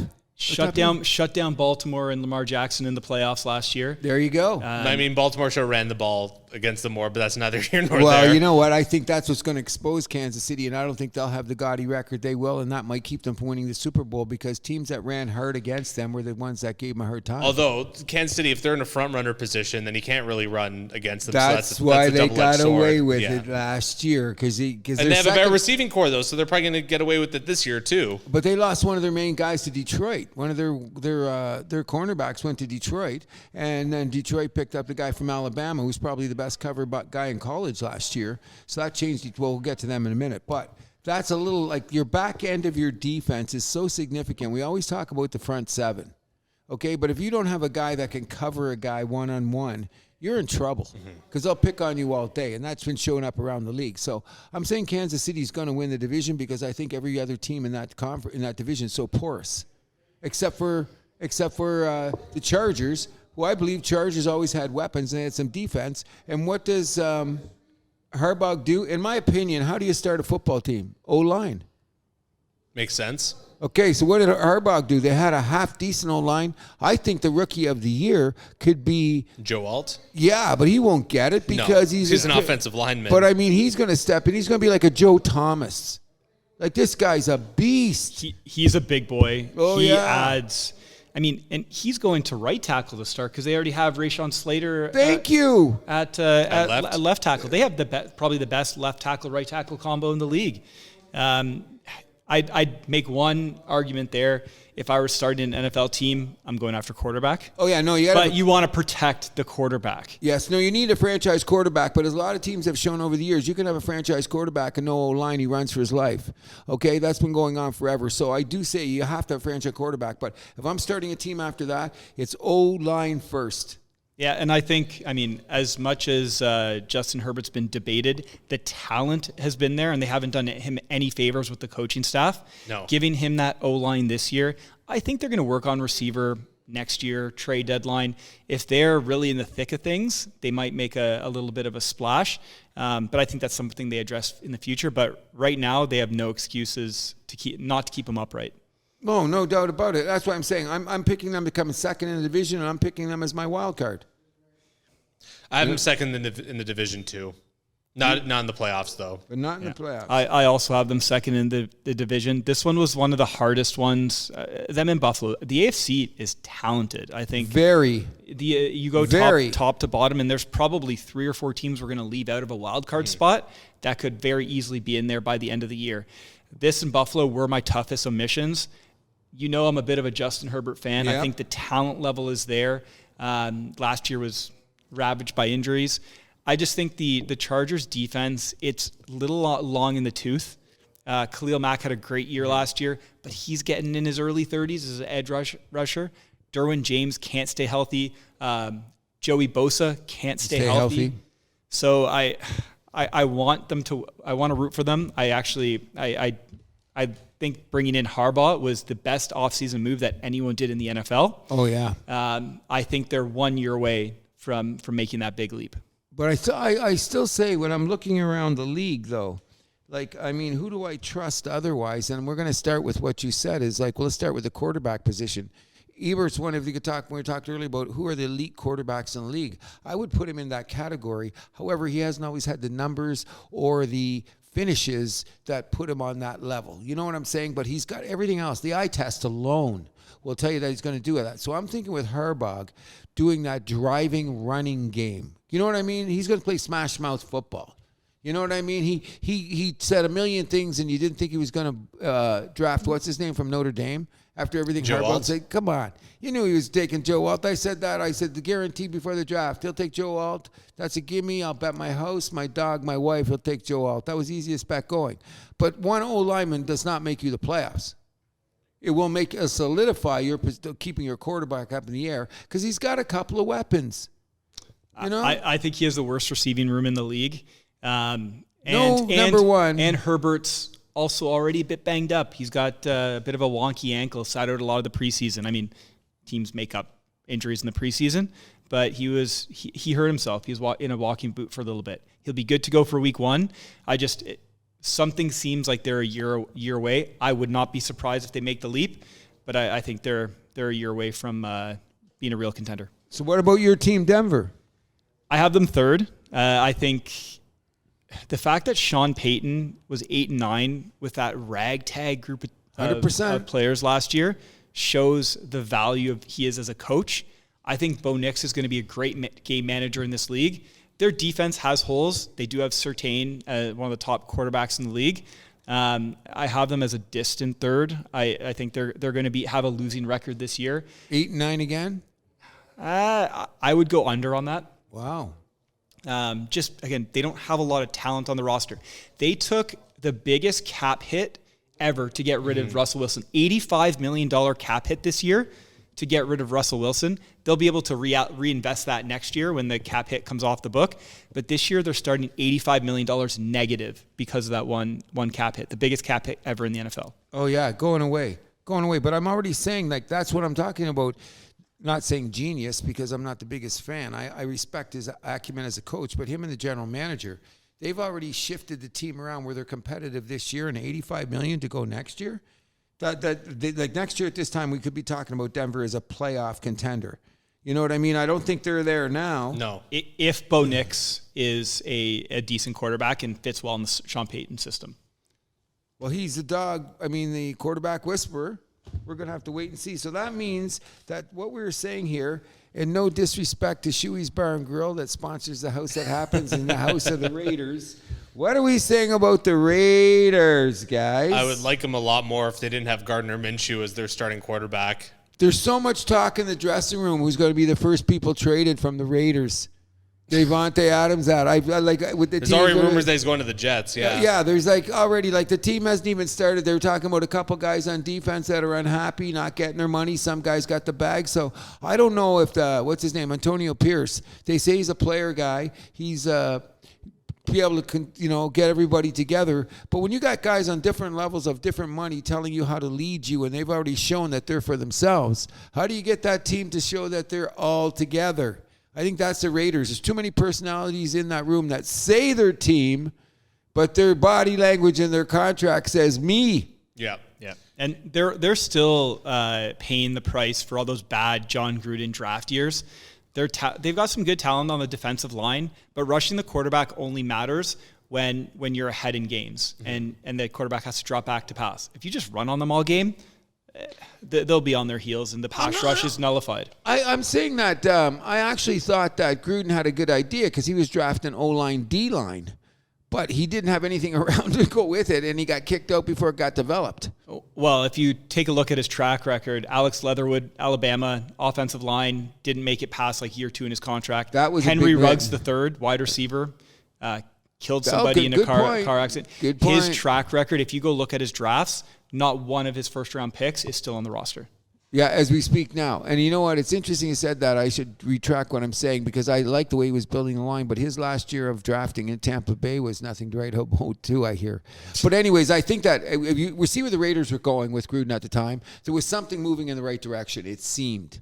Aesthetically speaking, and the way the team was playing. He left town, and what happened? Well, I think that's a big problem with the Raiders. It seems to be more about aesthetics right now than with the product on the field with some of their hires.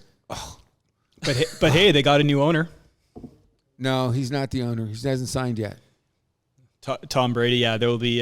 He'll sign after the season. Season, they'll see how it works out. Him and Mark Davis, nudge, nudge, wink, wink. They don't want to disrupt the money situation, and we were talking about last week. So Brady's slick. Yeah, and Brady will have all those restrictions put on him as a broadcaster if he is indeed a part owner of the team. So yeah, I think they're going to wait. Like Brady, do your thing, see where you're taking you. And Mark Davis is going to keep the door open.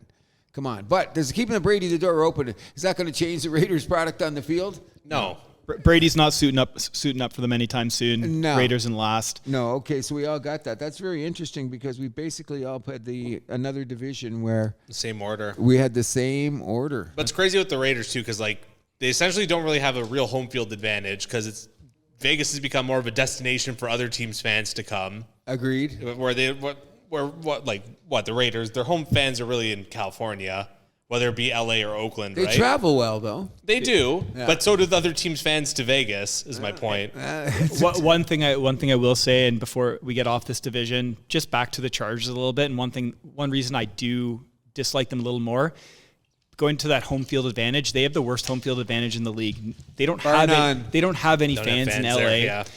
Every game they play at home, bet against them on the spread. That's a good idea. Look at the lines last year. Game 1 is in LA against the Raiders. I guarantee you there'll be more Raiders fans in LA for that game than Chargers fans. Agreed. That's one of the things that kills them. They don't get Mo in a game. However, if they had all fans like that Asian girl who was on TV, they'd be in a much better spot.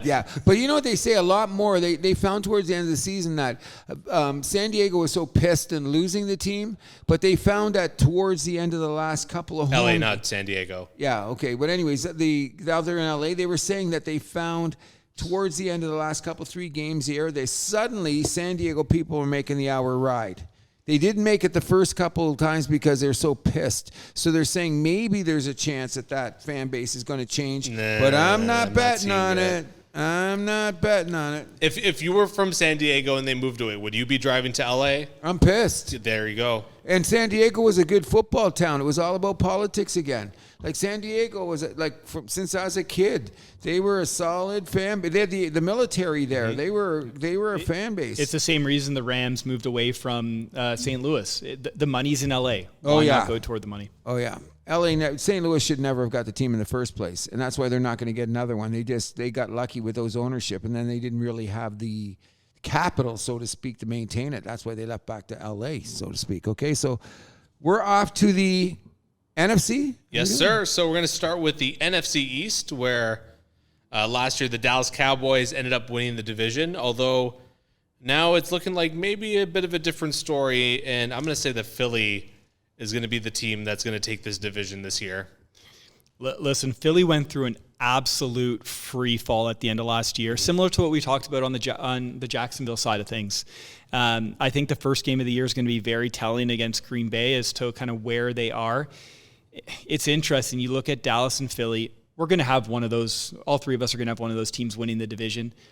Both of those coaches are on the hot seat. 100%. And they should be. As they should be. The coach that doesn't win the division is fired, is out. Barring playoff success. Barring playoff success. Yeah. We'll endeavor to assume that they will be fired, but I completely agree. So I've been going back and forth on this one. I know you have Philly. Cruz, who do you have? Can I just say one thing? Every time I turn on a sports show and they say something about the Dallas Cowboys, and that's the PVR, fast forward. Do we have to know when the Dallas Cowboys piss? Do we have to know what kind of cars the Dallas Cowboys are driving? Do we have to hear Jerry Jones say, I am the best general manager in the NFL? So I appreciate that one because that's funny. Oh, yeah, I know. And the swearing and the cussing and all that. I'm just saying this much. I've never been a Dallas guy all the years I've been there. Have I ever pumped Dallas's tires? I respected them, but I never pumped their tires. At this point in my life, I'm so sick of the Dallas Cowboys. If they get hit by a bus, I wouldn't cry. Okay, so that's why I'm going. So I'm looking at it this way. There's nobody that's won the division back-to-back in Dallas, the most of any division in football. You go to every division, like there's been a two-time winner in the South, back-to-back winner, West, whatever. No team has gone back-to-back since what? 10 years, 12 years? It's a ridiculous streak. It's a long time. It's a long streak. So I'm saying that what happened was there was some dressing room problems in Philadelphia. And I think Jalen Hurts was hurt. A little banged up. So I'm saying the biggest thing they got to worry about is Kelsey not being out of center because, as Bill Belichick says, the most important position on your team at times is a center. But because he's a center, nobody talks about him. But if you got a good center, he's reading the line. He's helping the guy with the switches, the audibles, all that. I heard he'd actually Hurts would try to audible and Kelsey would change the play. Kelsey was in charge of the play, not Hurts. Oh, that's what I'm saying. So this is going to change now. And that's why Hurts got a little bit bitchy about shit because he didn't have enough control over what he's doing. But now that they brought in what's his name as a coordinator, they're giving him more free reign to... Oh, Staley from the Chargers. So so they're saying they're going to give him a little bit more free reign with the field because Jalen Hurts got all the tools. Like what happened those last 5 games, I think he was a little banged up too. But sure. Considering that defense, which was horrendous down the stretch... They're not a bad defense. At times, I looked like the game against Tampa Bay looked like the give-up game. Yeah. Everybody had their bags and ready for the airport. Let's get on vacation. Because something went on in the dressing room. So I'm still thinking that Philadelphia can win the division with the personnel that they have because they got a coordinator. They changed the coordinators, which is sometimes tricky, too, when you got a season started. But like you say, Sirianni, whatever his name is, if they don't make the playoffs, he's gone. He Agreed. better win the division. We all know Buddy down in Dallas, he's lame duck unless something. Mike McCarthy? Lame duck. And have you ever heard of that? A guy 3 seasons in a row with 12 wins, and you're basically a lame duck coach. What does that tell you about upper management who have kept Jason Garrett around for how long? Like a bad girlfriend for how many years? You know what I mean? So to me, Dallas with the CD Lamb thing, Micah Parsons looking for money. Who else is it? Micah Parsons. Who else is looking for money? Dak's on it. And Dak's going to be a free agent after this year. And one of the corners too. So what we're saying here is like all of a sudden there's like a multitude of things that we were talking about that can mess up a dressing room. Dallas has got a salad of that. Yeah. Oh, and by the way, as we were talking about one of the things that I've been going on about, who do Dallas have to play on their schedule because they were a first-place team? They got Houston. They got the Lions. Yeah, they beat the Lions last year. It'll be fine. San Francisco, Tampa Bay. Yeah, all that. Yeah, so they're in there. And meanwhile, back at the ranch, Philly's dropped down, so they're going to be playing the Atlanta. They're playing Green Bay to start the season, and that's no slouch. You know what I mean? It's great. The first 2 games of the year are going to define a lot about. They're going to have repercussions for Week 17 in the first 2 games of the year, possibly. And that's just, what do you call this? NFL, the greatest reality show in the world?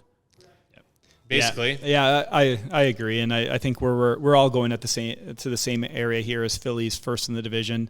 They've invested so much in their defensive line the last couple of drafts. This past draft, they addressed their cornerback issues. Top 2 picks were cornerbacks. And they seem to have got 2 pretty strong guys here. One's from Florida State, isn't he? Florida guy? I think, do they get Quinion Mitchell? I think, yeah. Yeah, I have to go back and check. Yeah, they have probably the best wide receiver duo in the league. They're not going to have to do the tush push this year and hurt Jalen Hurts. They've got Saquon Barkley back there. Yep. And even without Jason Kelsey, they have one of a top 10 O-line in the league. Oh, no doubt. I have Philly winning the division, and with Dallas finishing second. I'm really on the fence if Dallas is going to make the playoffs here. I have them in the playoffs. But going back to Philly, the loss of Kelsey, I mean, it's obviously going to hurt, but they have, I forgot his name off the top of my head, but he was a second-round pick a few years ago. He was the understudy, so I think they're going to be just fine in that regard. And he played right tackle all this time. He's going to move over. Like, he's the mentor. Like, he was mentored very well. So I forget his name. The understudy, yeah. They're going to be. I think their O-line is going to be fine. And they got 2 guys there. They're one of those teams with 7 starters for O-line, like 7 quality starters. Yeah, where they can shift guys in and out. Yeah, not many teams can do that. Like, if a drop off with one of the guys, you get picked on as soon as you get pulled into the game, that kind of deal. But I think Philadelphia. I think it was more dressing room and the Hurts injury last year more than anything, because they got the personnel. Yeah, and they got rid of Hassan Riddick, who's holding out. He's the last holdout for the Jets right now. I don't understand that. They were able to jettison him, and I think he was also a dressing room distraction. 100%. Like, you know what I mean? So when you got all of that playing, they started off with 9-1, 10-1. Yeah. You know, and then just off the cliff. 100% worse than Jacksonville, because Jacksonville had the banged up thing, but Philly was like, we're talking week 10. Who are they? Oh, because a lot of teams make it to the Super Bowl and bad things happen. Well, how long do we have them like number 1 in our power rankings to start off last year? A few weeks in a row. Yeah. Of course we did. By the time we started doing power rankings, Philadelphia's the top every week, and then they started weird. But that, I don't know. The one thing that I've heard that I question, and I hope it doesn't for every team, but sometimes when you lose the way they did at home to Green Bay, that's a scab on your freaking skin that you got to, deal with. That's like that. What did that look like? That looked like a team that didn't even show up, didn't have respect for the game, and they have their extra suitcase because they were getting on the plane to go straight to Cancun. Like, I was shocked. Weren't you guys shocked at the way Philly went? The Tampa Bay game. The Tampa Bay game. Yeah, that's what I meant. I think we all saw it coming. I mean, we run a football pool every year, and Philly was a sucker bet there. You knew that they were 1 foot out the door. One of the reasons I caught up in the pool last year is I bet against them for the last 5-6 games. I just said, no, Philly's done. They were one of my sleeper ones that I said, okay, I don't trust this. Although you did pick Philly that game. Which game? The playoff game on the show. Oh, I did. I thought they'd come back because I said Tampa Bay. They're at home. Come on. Tampa was at home. Or Tampa. No, but I still thought Philly. I said, come on. This is Tampa Bay. What did they do? I love how Andrew has receipts. Yeah, he does. No, that's why on this show, if you say something, I'll come back and bite you on the ass. You better know what you're talking about. Oh, I have a spreadsheet with all the picks. So. We have receipts, hockey and football and baseball. We have receipts. You know what I mean? So for Dallas, am I the only one that has them in a playoff spot then? Dallas, to your point, they've won 12 games 3 years in a row. I think there's a lot of distractions there. I can't pick them not to make the playoffs. Double negative there, but I have them as a wild card team. Cruz? You do have them as a wild card team? Why aren't we talking about the Washington Redskins? Aren't we going to give those Commanders? Commanders. Oh shit, that was a Freudian. Yeah, we're gonna have to censor that. We're not talking about them because they have the worst defense in the league. They have a very exciting quarterback, which is going to make their week to week very watchable.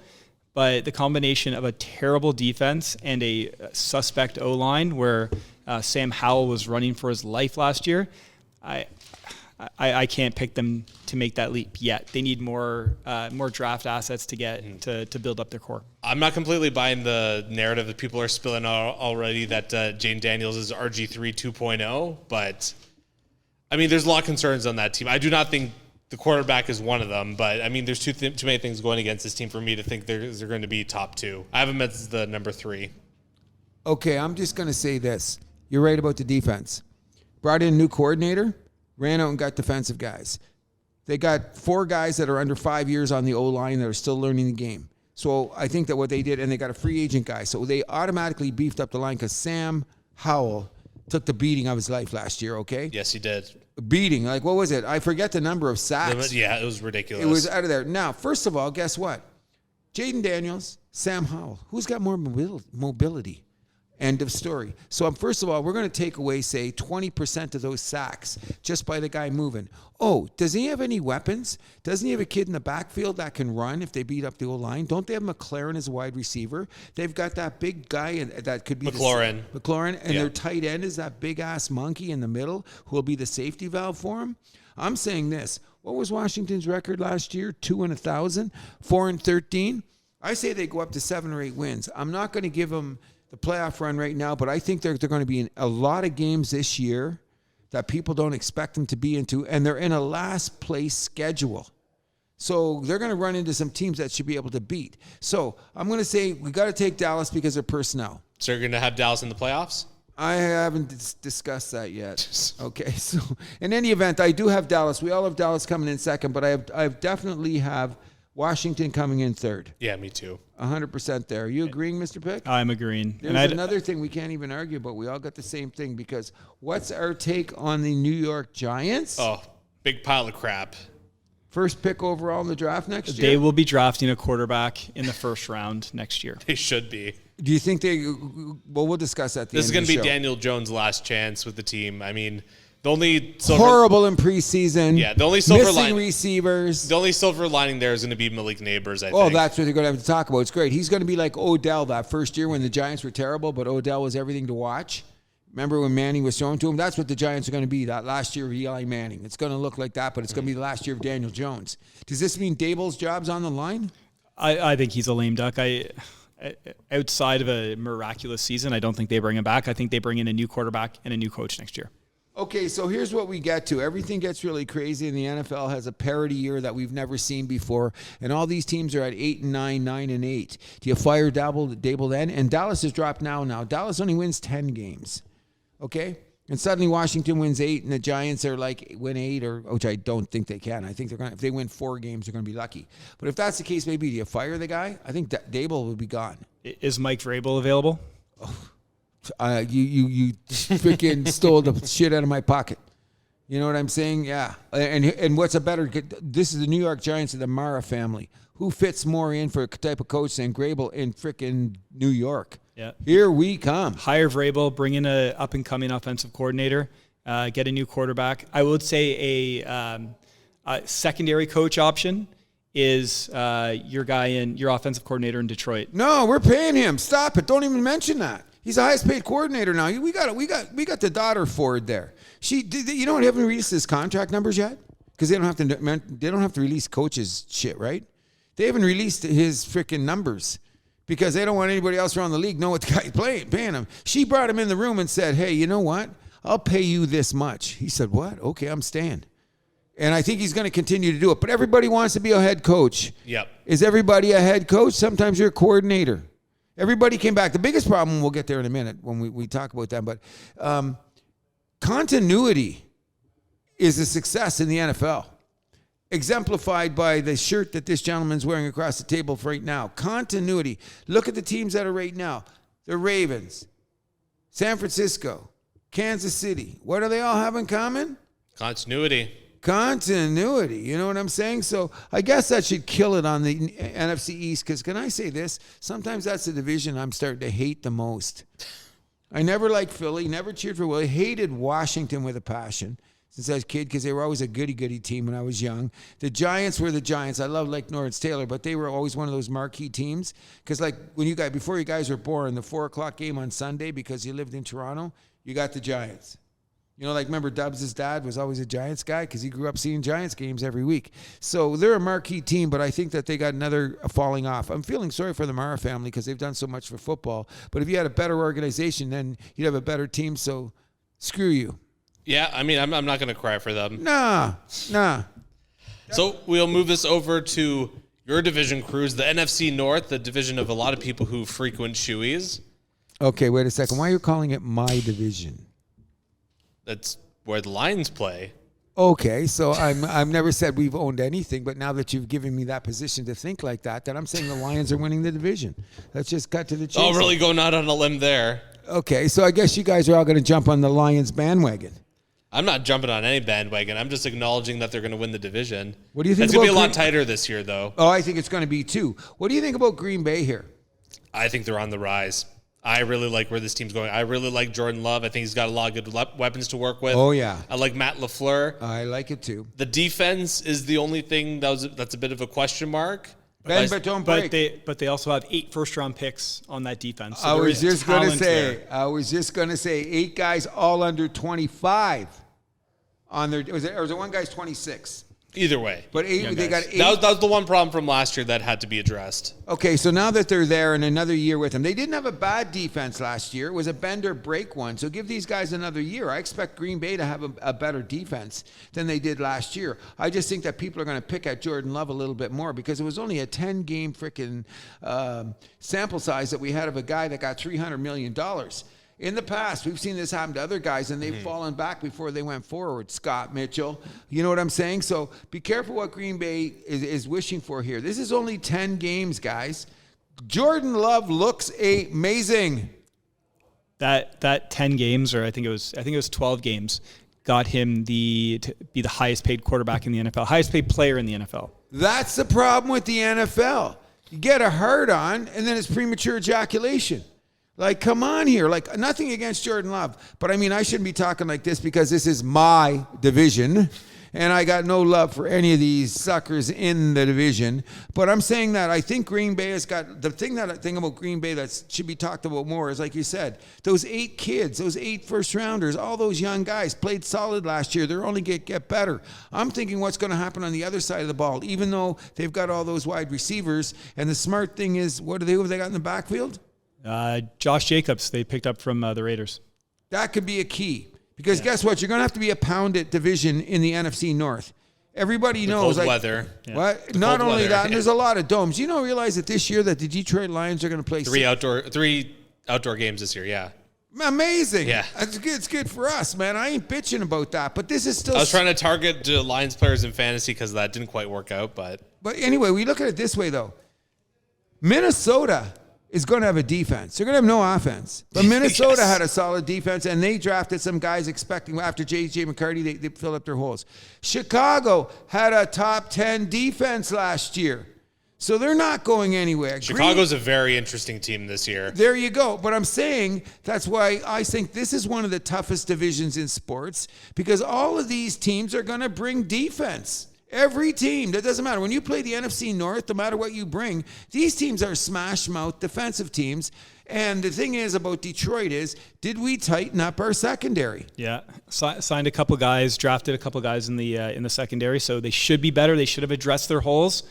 Our top 7 on D can be at any given day can be as good as anybody in the league, and we got the 2 extra linemen and the extra linebacker. So we're actually running 6 linemen we can run out there defensively, and we can run out 5 linebackers that all have plenty of snaps experience-wise. It's the back end, and Jordan Love exposed us right there as more than anybody, and we're going to see Green Bay twice, and then we got to live with this K guy in Chicago. Big K, is that what we're going to call him? Caleb with a K, because I say his name right. I won't be dyslexic. I think Chicago, you know what I hope happens to Chicago? I hope they get bitch slapped all over the planet. Not because they're in my division, because I got to hear about them. Like, how did a team that does nothing get that much freaking talk because of one quarterback? Can we talk about all the other quarterbacks? Well, it wasn't just because they added a quarterback. They also had a lot of weapons around him, too. They added Keenan Allen. They added Rome Odunze. Yep. That's receiver. the key. They spent money on their defense. Yep. Which continued to improve that. They got Sweat halfway through the year from Washington. And they continue to invest in their O-line. Their O-line may be still a little bit shaky. It's probably their Achilles heel. But they're going to be solid. The thing I can't get around and why I can't make them a playoff team is CJ Stroud put CJ Stroud aside. The track record for rookie QBs to come in and make the playoffs is very dismal. So I think he's going to be a great pro. I think he has a chance to be a superstar. I don't think it'll be this year, and that's why I don't have Chicago making the playoffs. They're going to be fun to watch.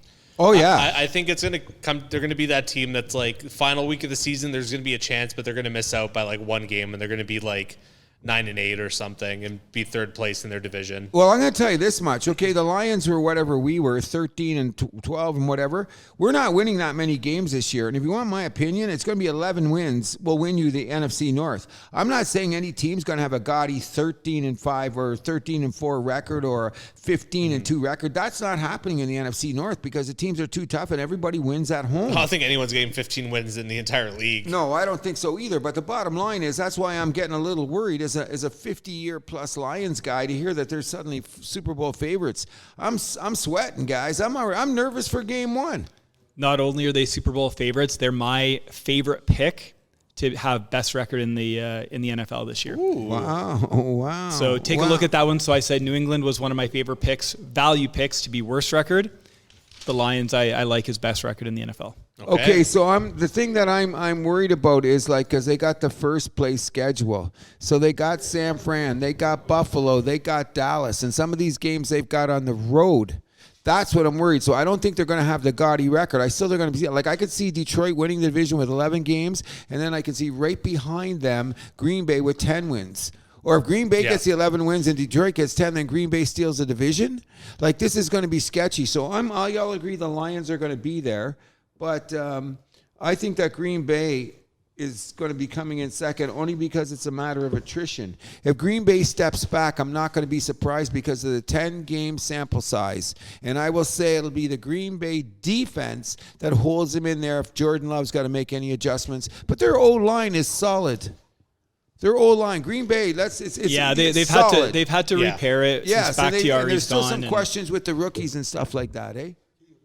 You know what I mean? Like that's how it's going to work. But I'm not going to bet him because, first of all, if it's Jordan Love, 10-game sample size, if he continues on this level, he's going to be top 5 quarterback this year. He's an MVP candidate if things go his way. If he continues on this trajectory, which I don't want to see, I hope he falls down in the mud and freaking Hutchinson runs over his back. That's what I'm hoping. I got Green Bay as a wild card team, though. We all do. The top 2 teams in the NFC North should make the playoffs, even though they're not going to have Green crazy. Bay as well? Yeah, not that they're going to have crazy records because I think it's going to be tight all the way around. Yep. Like, what do you think the most wins is going to be? You think the Lions are going to be the best? I do think the Lions will have at least 12 wins this year. 12? Okay. Then I think 12 wins is going to be one of the highest numbers in the league. Listen, I get this whole first place schedule narrative. They also have a hell of a lot of talent. It's the other teams that should be afraid of the Lions. They just are. as much as the Lions are afraid of the other teams. Well, so I do have Detroit, Green Bay, Detroit winning the division, Green Bay as a wild card, Chicago narrowly missing the playoffs. Maybe we'll come back to that one before the podcast is over, and then Minnesota and Sam Darnold is last. I don't think I've loved this guy more in my life, Andrew. I love this guy. I could kiss him right now. If you had to hear the shit that I had to put up with this guy, why are we watching the Lions? Oh, we come over to see these losers again. Do you know how much I had to put up with this guy? Andrew, I cannot tell you. Pick this. You know what I love about he's on the show? Because he don't pull punches. No. He don't pull punches. He was real. Oh, man, your team sucks. They're shit. Why are we watching this garbage? Is my wife's bringing down a pound of wings for everybody to eat. He's going, they suck. Why are we watching this shit? So I'm very happy that you're giving the Lions this love. And I think they'll be there. The only reason I'm like this pick is you know how I am about my Lions. Yeah, you're superstitious. Even when they were winning last year against San Fran in the NFC Championship game, you're like, don't talk to me until the game's over. And the Lions lined themselves. Oh, yeah, I was sweating the whole game. I was freaking. But he knew me. Like, I wouldn't even talk to him. I didn't answer my phone. I turned it off. I was so scared of what happened. But I think the Lions, one of the things I have to accept, just take away my personal superstition, my sweating, and oh my God, they're playing the Rams in Stafford on Sunday night, is the fact that we are loaded with talent and we balanced our salary cap really well, thanks to Holmes in New England, who learned the Belichick way. Yeah. You know what I mean? So this is the fourth division now that we're basically in complete agreement of the standings. Well, the thing is, and God bless my son, I'm going to say one of the most hated teams in my whole life has been Minnesota, and he knows that since I was a kid. I think Minnesota still has the record for beating one team in a row the most, and that's the Lions. Green Bay tried to beat it, remember, a few years ago, but we finally beat Green Bay. But for one team beating another team in a row, that's Minnesota over Detroit. So now that Minnesota's in last place, son, I love you, but they're going nowhere. What's this going to be, a ruined year for John Jefferson? What do you think Jefferson's going to get, 80 catches, 1,000 yards? He'll get his, and I think Minnesota's got a bit of a bright future. J.J. McCarthy looked great before he got hurt. It was really unfortunate he did.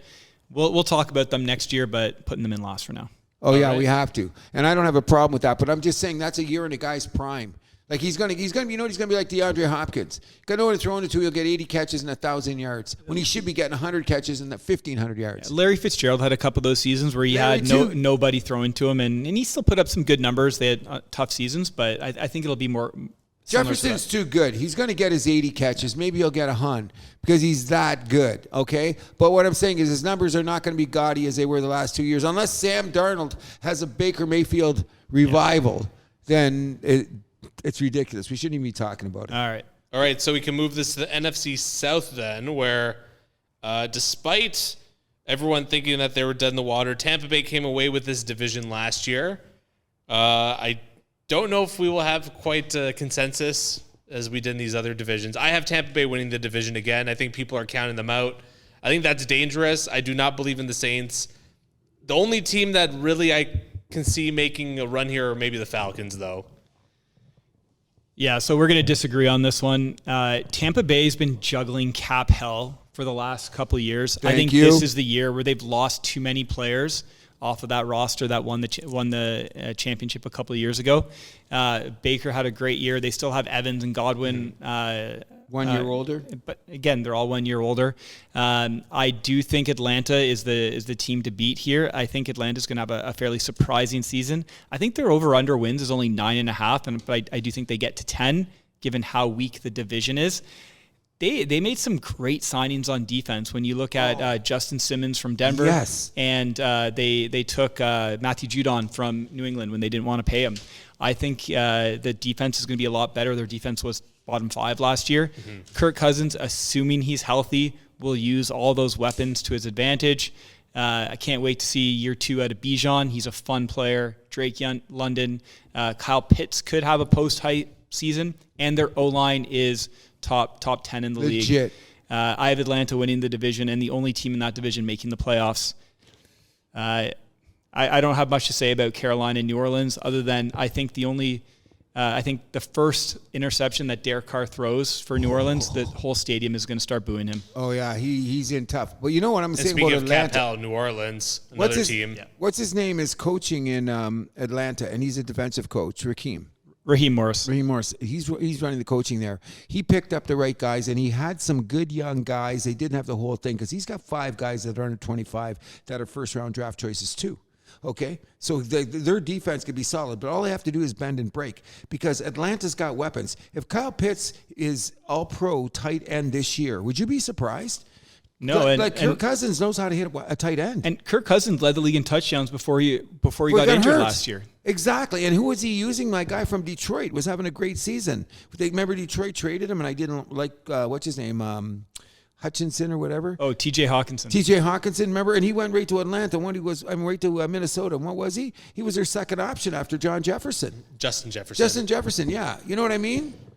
No, but Atlanta also has a tendency to fall on their face. They're a little bit of a cursed franchise. When have they had a quarterback this good? Matt Ryan was pretty good. Matt Ryan's borderline Hall of Fame. Okay, but how many years ago is that now? It's been, 4 or 5 years since he was around? More than that. When you get the Super Bowl, and they've never been the same. When you lose like that in the Super Bowl, you're cursed for a long time. You had a 1,000-point lead. But it seems like this whole franchise hasn't moved past the 28-3. That's kind of the issue. I think it stems from ownership. Okay, but he tried to pull too many things too quick. That's what I'm saying. I think he's got they had good draft choices, and like you said, they got a solid O-line.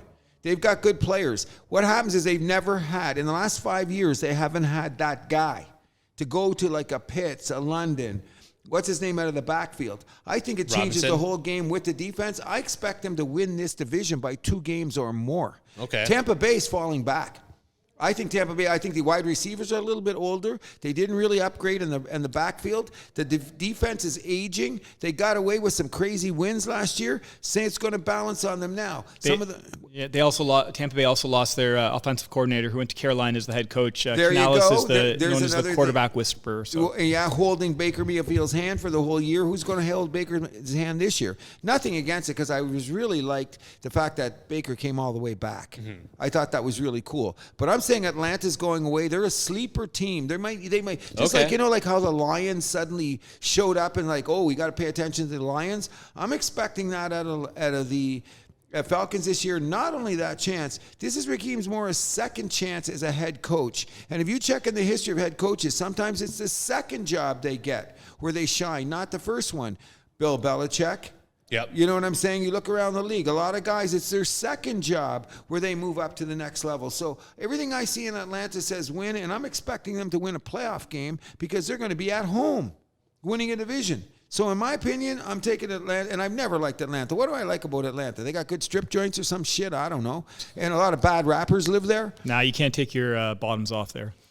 Okay, so Pick, thank you for that. Let's go to Windsor. They do what they want. But anyway, you know what I'm saying? It's one of those teams, you're right. Andrew, you're right. They seem to be one of those teams that's the Coyote using Acme products. Yes. That's what they seem like. But this is a year with the new coach, the weapons. Like this Kyle Pitts guy, he's a beast. He's a Gronk light.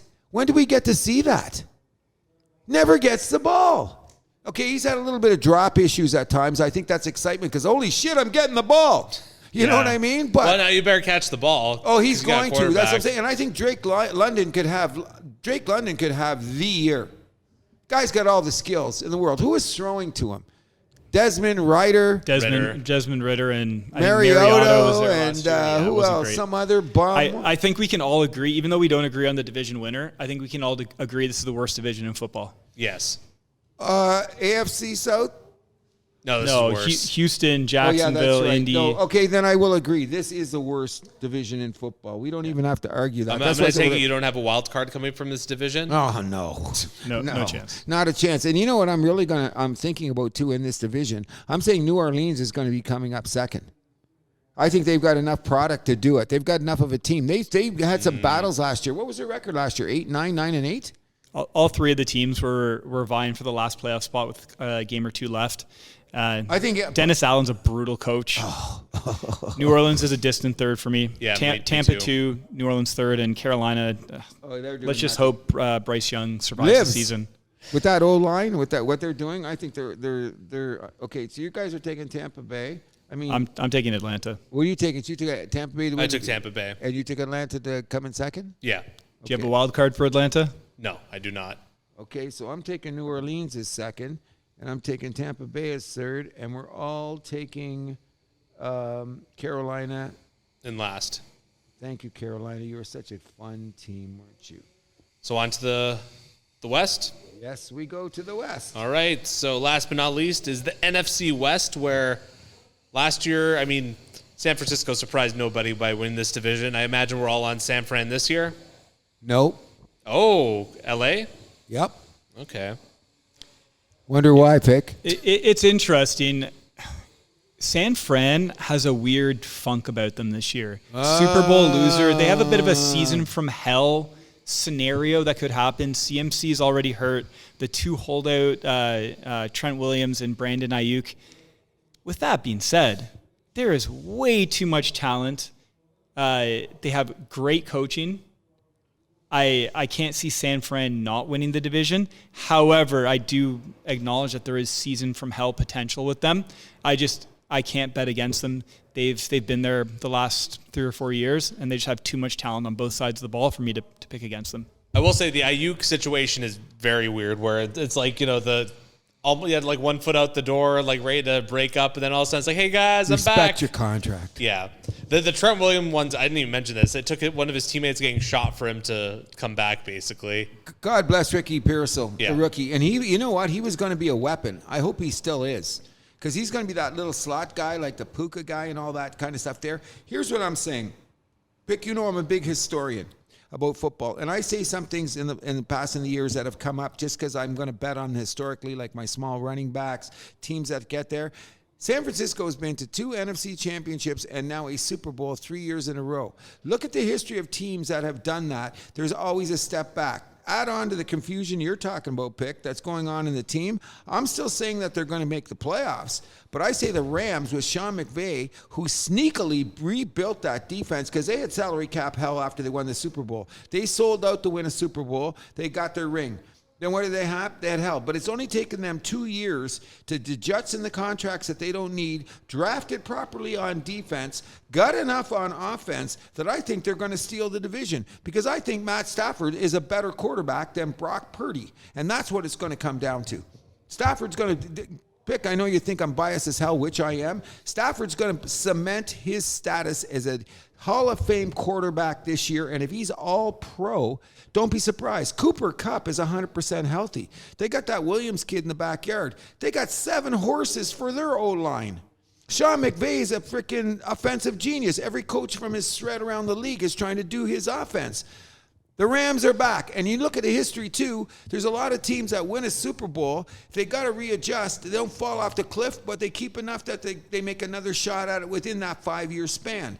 This is less than a 5-year span. Think about the Baltimore and the Ray Lewis days, how they split and came back. So from a historical point of view, I see San Francisco taking a small step back and the Rams taking a small step forward, even though I'm still saying the San Francisco will make the playoffs. I got the Rams making the playoffs as a wild card. But the retirement of Aaron Donald is one thing that I can't shake. If 3 guys they've replaced him with. Okay, again, but you can only put one guy on the field to replace him. Okay, they're not going to have this. This is Aaron Donald we're talking about. You can't replace Aaron Donald. You know, unless Lawrence Taylor's coming out of retirement or Reggie White's rising from the grave. No, this guy's what we were talking about before. You know what I mean? He's 1 in a million. But they got the kid from Alabama. You know, the Versey guy they picked up too? Florida State. Jared yeah. Verse. Yeah, that guy was one of the biggest animals on the line in college football last year. And they got the kid from last year who was mentored by a first-round pick. They got last year that was mentored by Aaron Donald. And the kid got, what, 7 sacks, 8 sacks? I forget his name. He was solid. Yeah, so now they're going to put it in there. They got a great secondary. They got a couple of hounds out there chasing guys down. You know what I mean? And look at how they battled San Francisco because they're in the division. So they had hounds out there because they had to chase Ayuk. They had to chase Kittle. They had to chase Debo Sambo. And they were in those games. I'm taking the Rams all day to win the NFC West. You want to bet a beer on it? Yes. Second beer. I'll take the 49ers. Okay, so you guys are both taking the 49ers, right? Yeah, I have the Rams with the wild card seed, though. I do as well. I was tempted to take Seattle. I just think Geno Smith is kind of the differentiating factor there. He's a solid game manager. He protects the ball. He's had some really good seasons. They have some talent coming in on defense, and their defense is, I think, up and coming. They have a defensive coach coming in McDonald from Baltimore. Which is a good move. Great move. They've invested in their O-line. Which I think is the biggest difference, especially with the way Geno Smith had zero protection last year. I think that's going to make a huge difference. And why I think Seattle, I don't have them in the playoffs, but I think they're going to be challenging for like the Bears. You better show up when you play Seattle because they got the kid. They also drafted that kid, wide receiver. They drafted what the funny name? Jackson Smith Njigba. They drafted him last year. Oh yeah, drafted the guy last year, and they got these 2 guys. But my thing is, I'm with you. Geno Smith has only been a manageable quarterback 3 degrees away from Gardner Minshew or Derek Carr and some of these guys. I think that he's getting a little long in the tooth. And by the way, he's been a little bit beat up. Yeah. I'm expecting Seattle to be last in the division. Oh wow. Really? Yes, and one of my second surprise teams is going to be the Arizona Cardinals. They're coming all the way back. They're going to fight. They're not going to have an 0-6 record in their division. So do you have Arizona in the playoffs then? I'm thinking about they might be my 3rd sleeper team. Oh, we need one more wild card. Okay, do I? Yeah. Okay, I don't have. You have Green Bay and San Francisco as your wild cards. So remember, I gave you that stat about Deshaun Watson 5-1 as a starter last year. Yep. What do you think Arizona's record was when Kyler Murray came back? He played 8 games. 6-2. Definitely above 500. 3-5. Really? I know, because he lost a couple. I was trying to give it to him, but the defense wasn't hanging up. So Kyler Murray wasn't great. He wasn't the savior that was coming in and saving their season.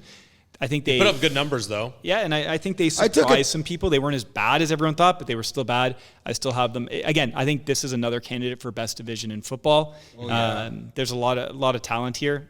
I do have Arizona as a fourth place team. I think let's talk about if it's 2025. I think they could jump into the first and second place conversation once they get more talent, more investment. But for now, I'm calling them last place. Last place. All right. What are you saying there, Mr. Milani? I agree. I have Seattle ahead of Arizona. I'm saying this right now. I can't wait till we talk within 6 weeks because you see Arizona's schedule to start. They've got a favorable schedule. Yeah, Bills week 1, and I actually think they're on upset alert with the Bills week 1. You know, I have already picked the Bills not to make the playoffs. Yep. I do think Arizona is a live dog in that game. Oh, and you know what? Kyler Murray is not Bryce Young.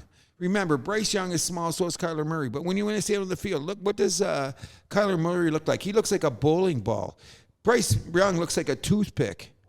You know what I mean? And if you're going to tell me this, Kyler Murray's got more zip on the ball than Bryce Young. Well, and Kyler Murray can run. Bryce Young is actually a pocket passer that small, which is the biggest issue. Unless you're Drew Brees, yeah, you got to be. You can't be a pocket passer when you're. He can move. He can move, but he doesn't move like Kyler Murray. And Kyler Murray can throw rockets on the run. I've never seen, even in Alabama, I never seen Bryce Young throwing freaking rockets on the run. Mm-hmm. You know what I mean? But I've seen Kyler Murray spread out, go wild, and hit DeAndre Hopkins for 40 yards on a dime. He was a baseball player. He's got freaking. He was. First round draft pick by the Oakland A's, 7th overall.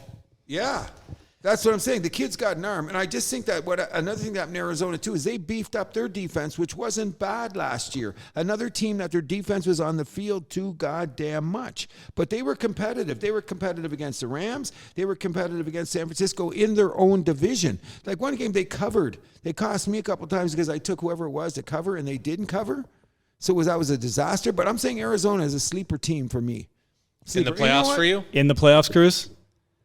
Oh, my. We're ending this segment, so we need you to give your final wild card. Okay, so here he is. I got Atlanta to win the division. I got the Lions and Green Bay. I got Dallas, so I got to pick one more. No, you didn't pick Dallas. Yeah, I did. Oh, you did pick Dallas. Okay, so that's it then. Because you have San Fran in the playoffs, right? Yeah. Okay, you're good. Yep. You know what I mean? Yep. So we'll move us on to a few award predictions here. Just not too many, just a few to kind of get us through here. So we'll lead off with MVP. So Kevin Pick, you alluded to the fact that if Buffalo gets in the playoffs, Allen has to be MVP. I picked Buffalo to win the division, so I'm going with Allen as MVP. Yeah, and for me, I think best record in the AFC is going to belong to the soon-to-be 3-time defending Super Bowl champions Kansas City Chiefs. I've got Patrick Mahomes as my MVP. Okay. You mark that down then. Okay, so I'm going to tell you this, Mr. Pick. I'm going to shock the shit out of all you guys. So you're taking Josh Allen, right? He's my runner-up. Do you have a runner-up picked? It's all narrative in the NFL. Exactly. I think you're going to see Lamar Jackson have another good year. I think Jalen Hurts, if the team wins a division, it's going to be the same names. I just don't think that from a voting standpoint, you can ever give Patrick Mahomes less MVPs than Lamar because they're both at 2 right now. Hence why I'm going Patrick. When you throw 42 touchdowns, you have 2 wide receivers that gain 1,000 yards, and you have the best running back combination in the league and a defense that wins, that keeps you in every game, and you're up, and you're predicting them to have the best record in the NFC. I'm taking Jared Goff as to win the MVP in the NFL this year.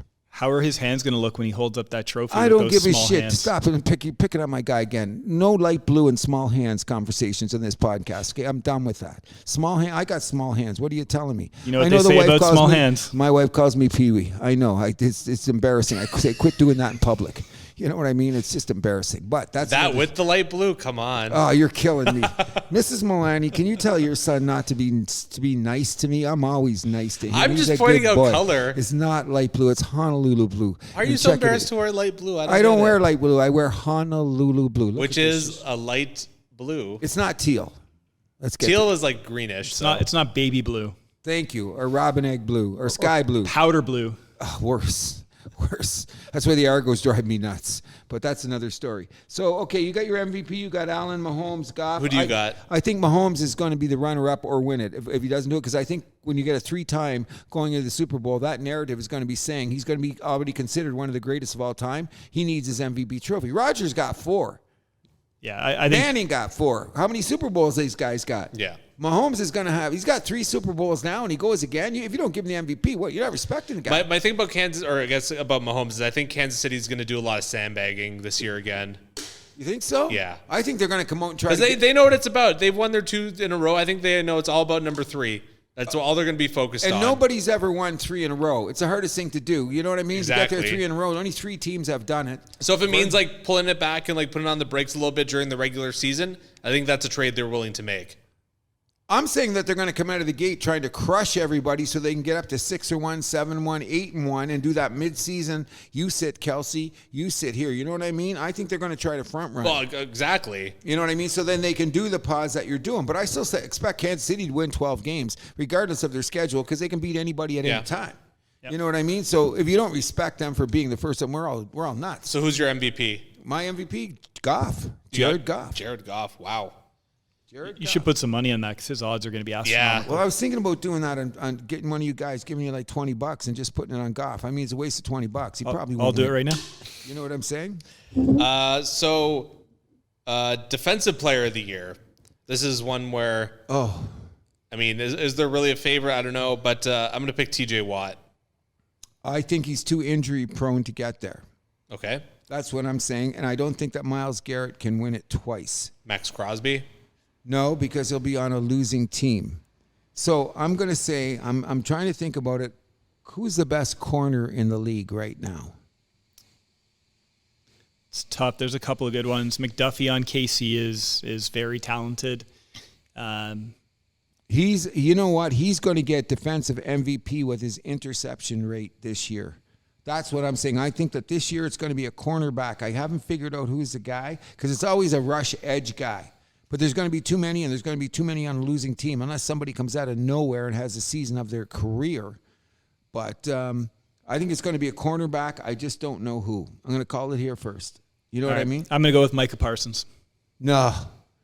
He's looking for the next bag and the next paycheck. He's the next guy that's going to get paid. It's Micah. Okay, so then I'm going to then if you're talking that way, then I'm going to go out on a limb and say Defensive Player of the Year is going to be Will Anderson on Houston.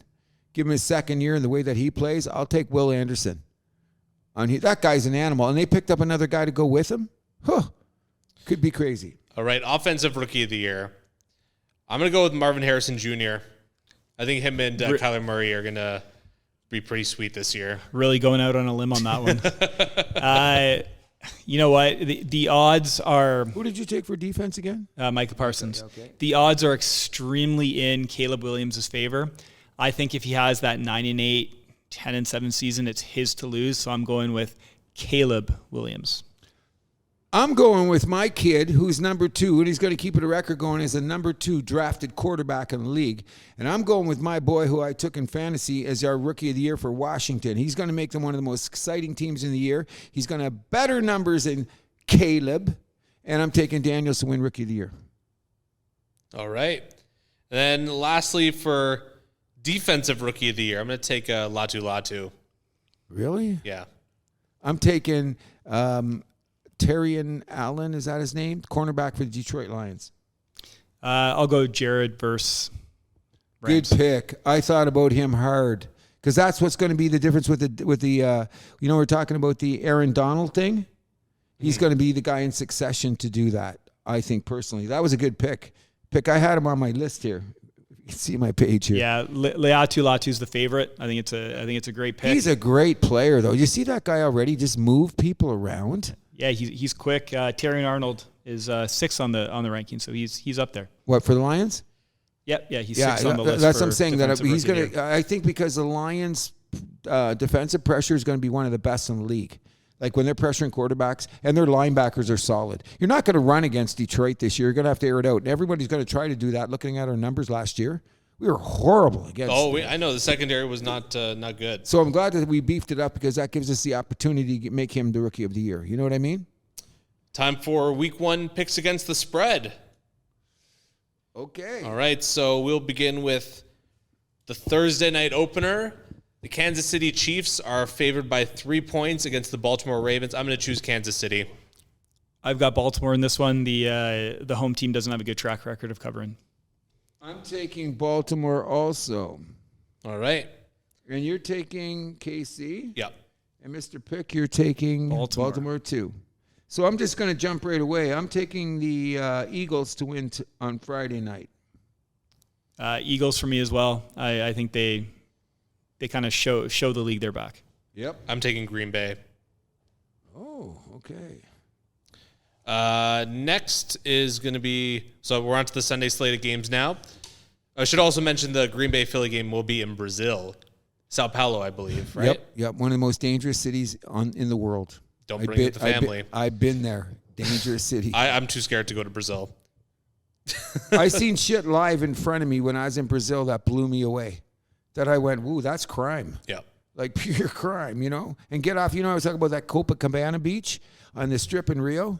As soon as it gets dark, nobody's on that beach. So let's move us along to Sunday where the Atlanta Falcons will host the Pittsburgh Steelers. Atlanta's a 3.5-point favorite. I'm going to take Atlanta.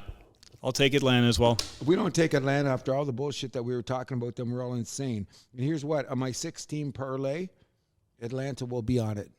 Okay. Arizona at Buffalo. Buffalo's favored by 6.5 points. I'm going to take the Bills at home. I'll take Arizona to keep this close. I take an Arizona to keep it close. Okay. Tennessee at Chicago. Chicago's favored by 3.5 at home. Rookie quarterbacks tend to not do well in their first game, so I'm going to take Tennessee for the road upset. Ooh, I like your thinking. I think Chicago's going to come out strong. I think it's kind of a must-win game because they have that tough division. I'll go Chicago. I'm only taking Chicago at their home, and they're going to give Billy Jeans a little bit of issue, but I think it's going to be a tight game. And what's the spread? 3.5. They'll win by 4. Ooh. What's the Vegas call? They'll win like 24-20 or 31-27 or something like that. Even though I'm a huge advocate, if you look last year, if you're going to be doing any betting, check the unders of week 1 last year. Pick 6 unders and you're going to win. It's trying to go check. I've been checking the numbers. You guys made me research so much this week. But in any event, I'm taking Chicago to cover at home, and so are you, right? Pick? Yeah. Okay. Yeah. All right. New England at Cincinnati. Cincinnati's favored by 8.5 points. I'm still going to take the Bengals. Bengals. I say the game is going to be under, but it'll be like 27-10. No, that'll be a low. I wonder what the over-under is. Probably 42. It's probably about 40, 41. So 27-10 still an under. Yeah, so I think it's going to be like a 27 game, but we're all taking Cincy, right? Yeah. That's also my Survivor lock of the week. What Survivor pool are you in? I'm in a couple. We'll talk offline. Okay, good. I want to get in. Houston at Indianapolis. Houston is favored by 3 on the road, but I'm going to take Indianapolis, the home dog. Ooh, good call. I will take the defending division champs, Houston. Cruz? Me too. I don't think that Anthony Richards will be ready for the fourth quarter when Houston pulls it out. Because Indiana's defense, let's give them some credit. It's going to be going, and it's a division game. They know each other, so I don't expect a big slaughter here. So continue. Jacksonville at Miami. Miami's favored by 3.5 at home. I'm going to go with the Dolphins. Yeah, Dolphins as well. Too fast for Jacksonville. I'm saying that Jacksonville pulls the upset. Wow. Carolina at New Orleans. New Orleans favored by 4 points at home. I'm going to take the Saints. I'm going to go with Carolina here. I think Carr's going to throw an early interception. The crowd's going to start booing him. Wow. I'm going to go with New Orleans, too, only because it's home, and it's going to be New Orleans crowd. That's another home field advantage. So I think for the first game of the year, they're going to be pumped. And they've got the linebacking core. They're going to put a lot of pressure on Bryce. I expect him to get sacked 3 or 4 times. I hope he survives the game because those linebackers on New Orleans are just animals. You know, I'm not saying they're the best players or some of them are borderline dirty, but they're coming to kill. Next game? Minnesota at the Giants. Minnesota's the road favorite by 1.5 points. We talked about how bad the Giants are, so I'm going to take the Vikings on the road. Tough spot for Minnesota being a favorite on the road. I'll take them as well. As much as I dislike the Giants, I just think that their defense is going to be enough to win in the swamp. I'm taking the Giants because I think Minnesota is going to have a horrendous year. Las Vegas at the LA Chargers. Chargers favored by 3 at home. I'm going to take the Chargers. Chargers here as well. All day they'll be on my 16 parlay. Next up, we have Denver at Seattle. Seattle's favored by 6 points at home. I'm still going to take the Seahawks.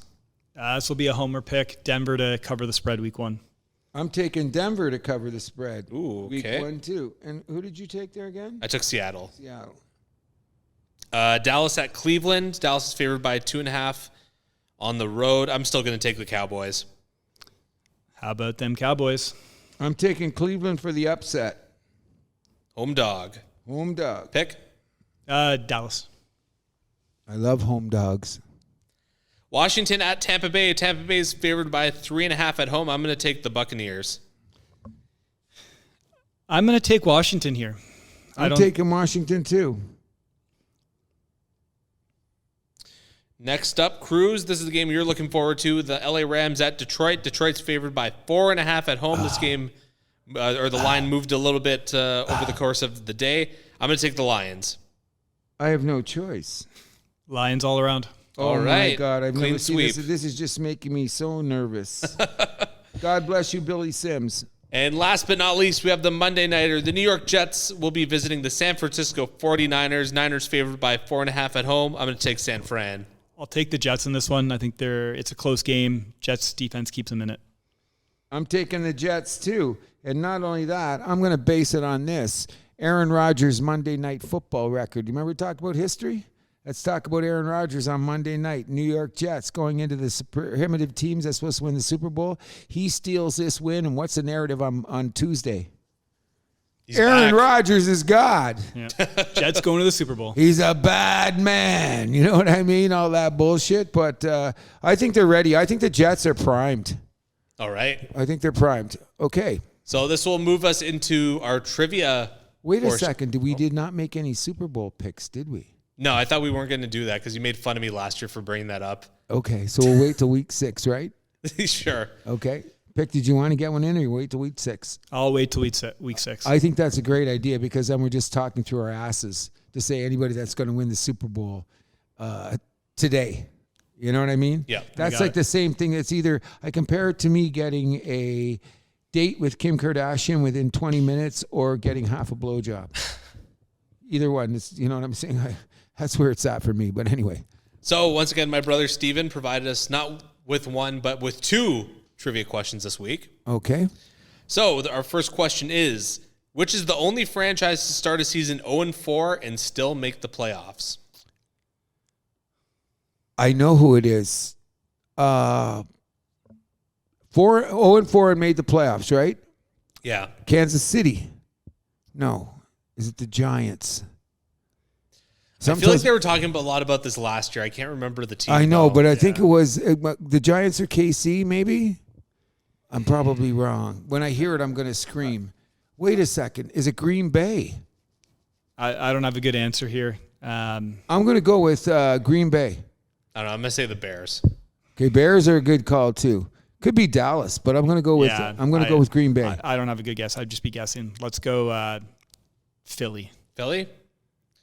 The answer is the 1992 San Diego Chargers.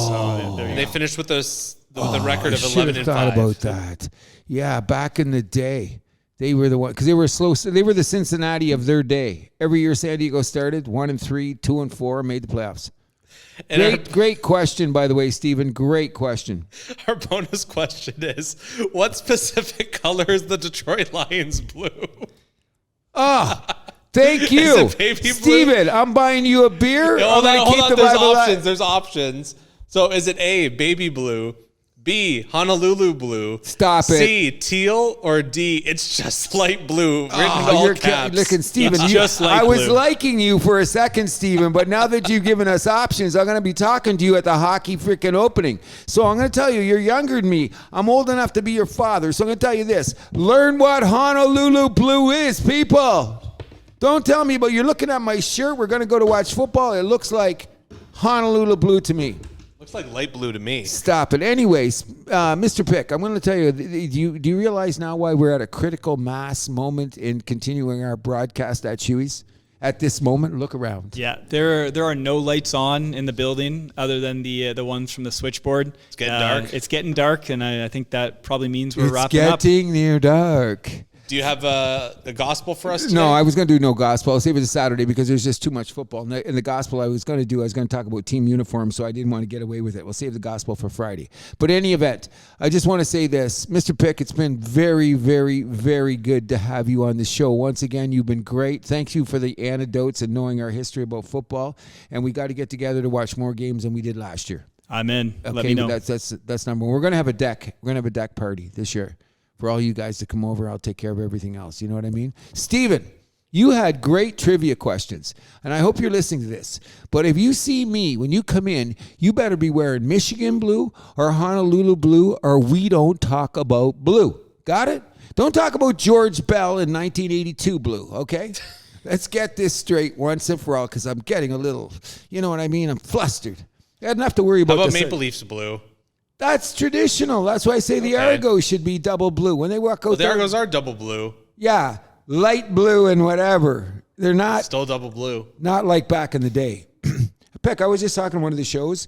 When I was a kid, even though I didn't watch CFL as much, being a Windsor boy and so Americanized, I always thought the Argos had one of the coolest traditional football uniforms, even if you moved those in the NFL. Well, they did move it. The Titans just ripped it off. Well, basically, but did a little angle on it. But you know what I mean? But I thought that the Titans should have had the darker helmet.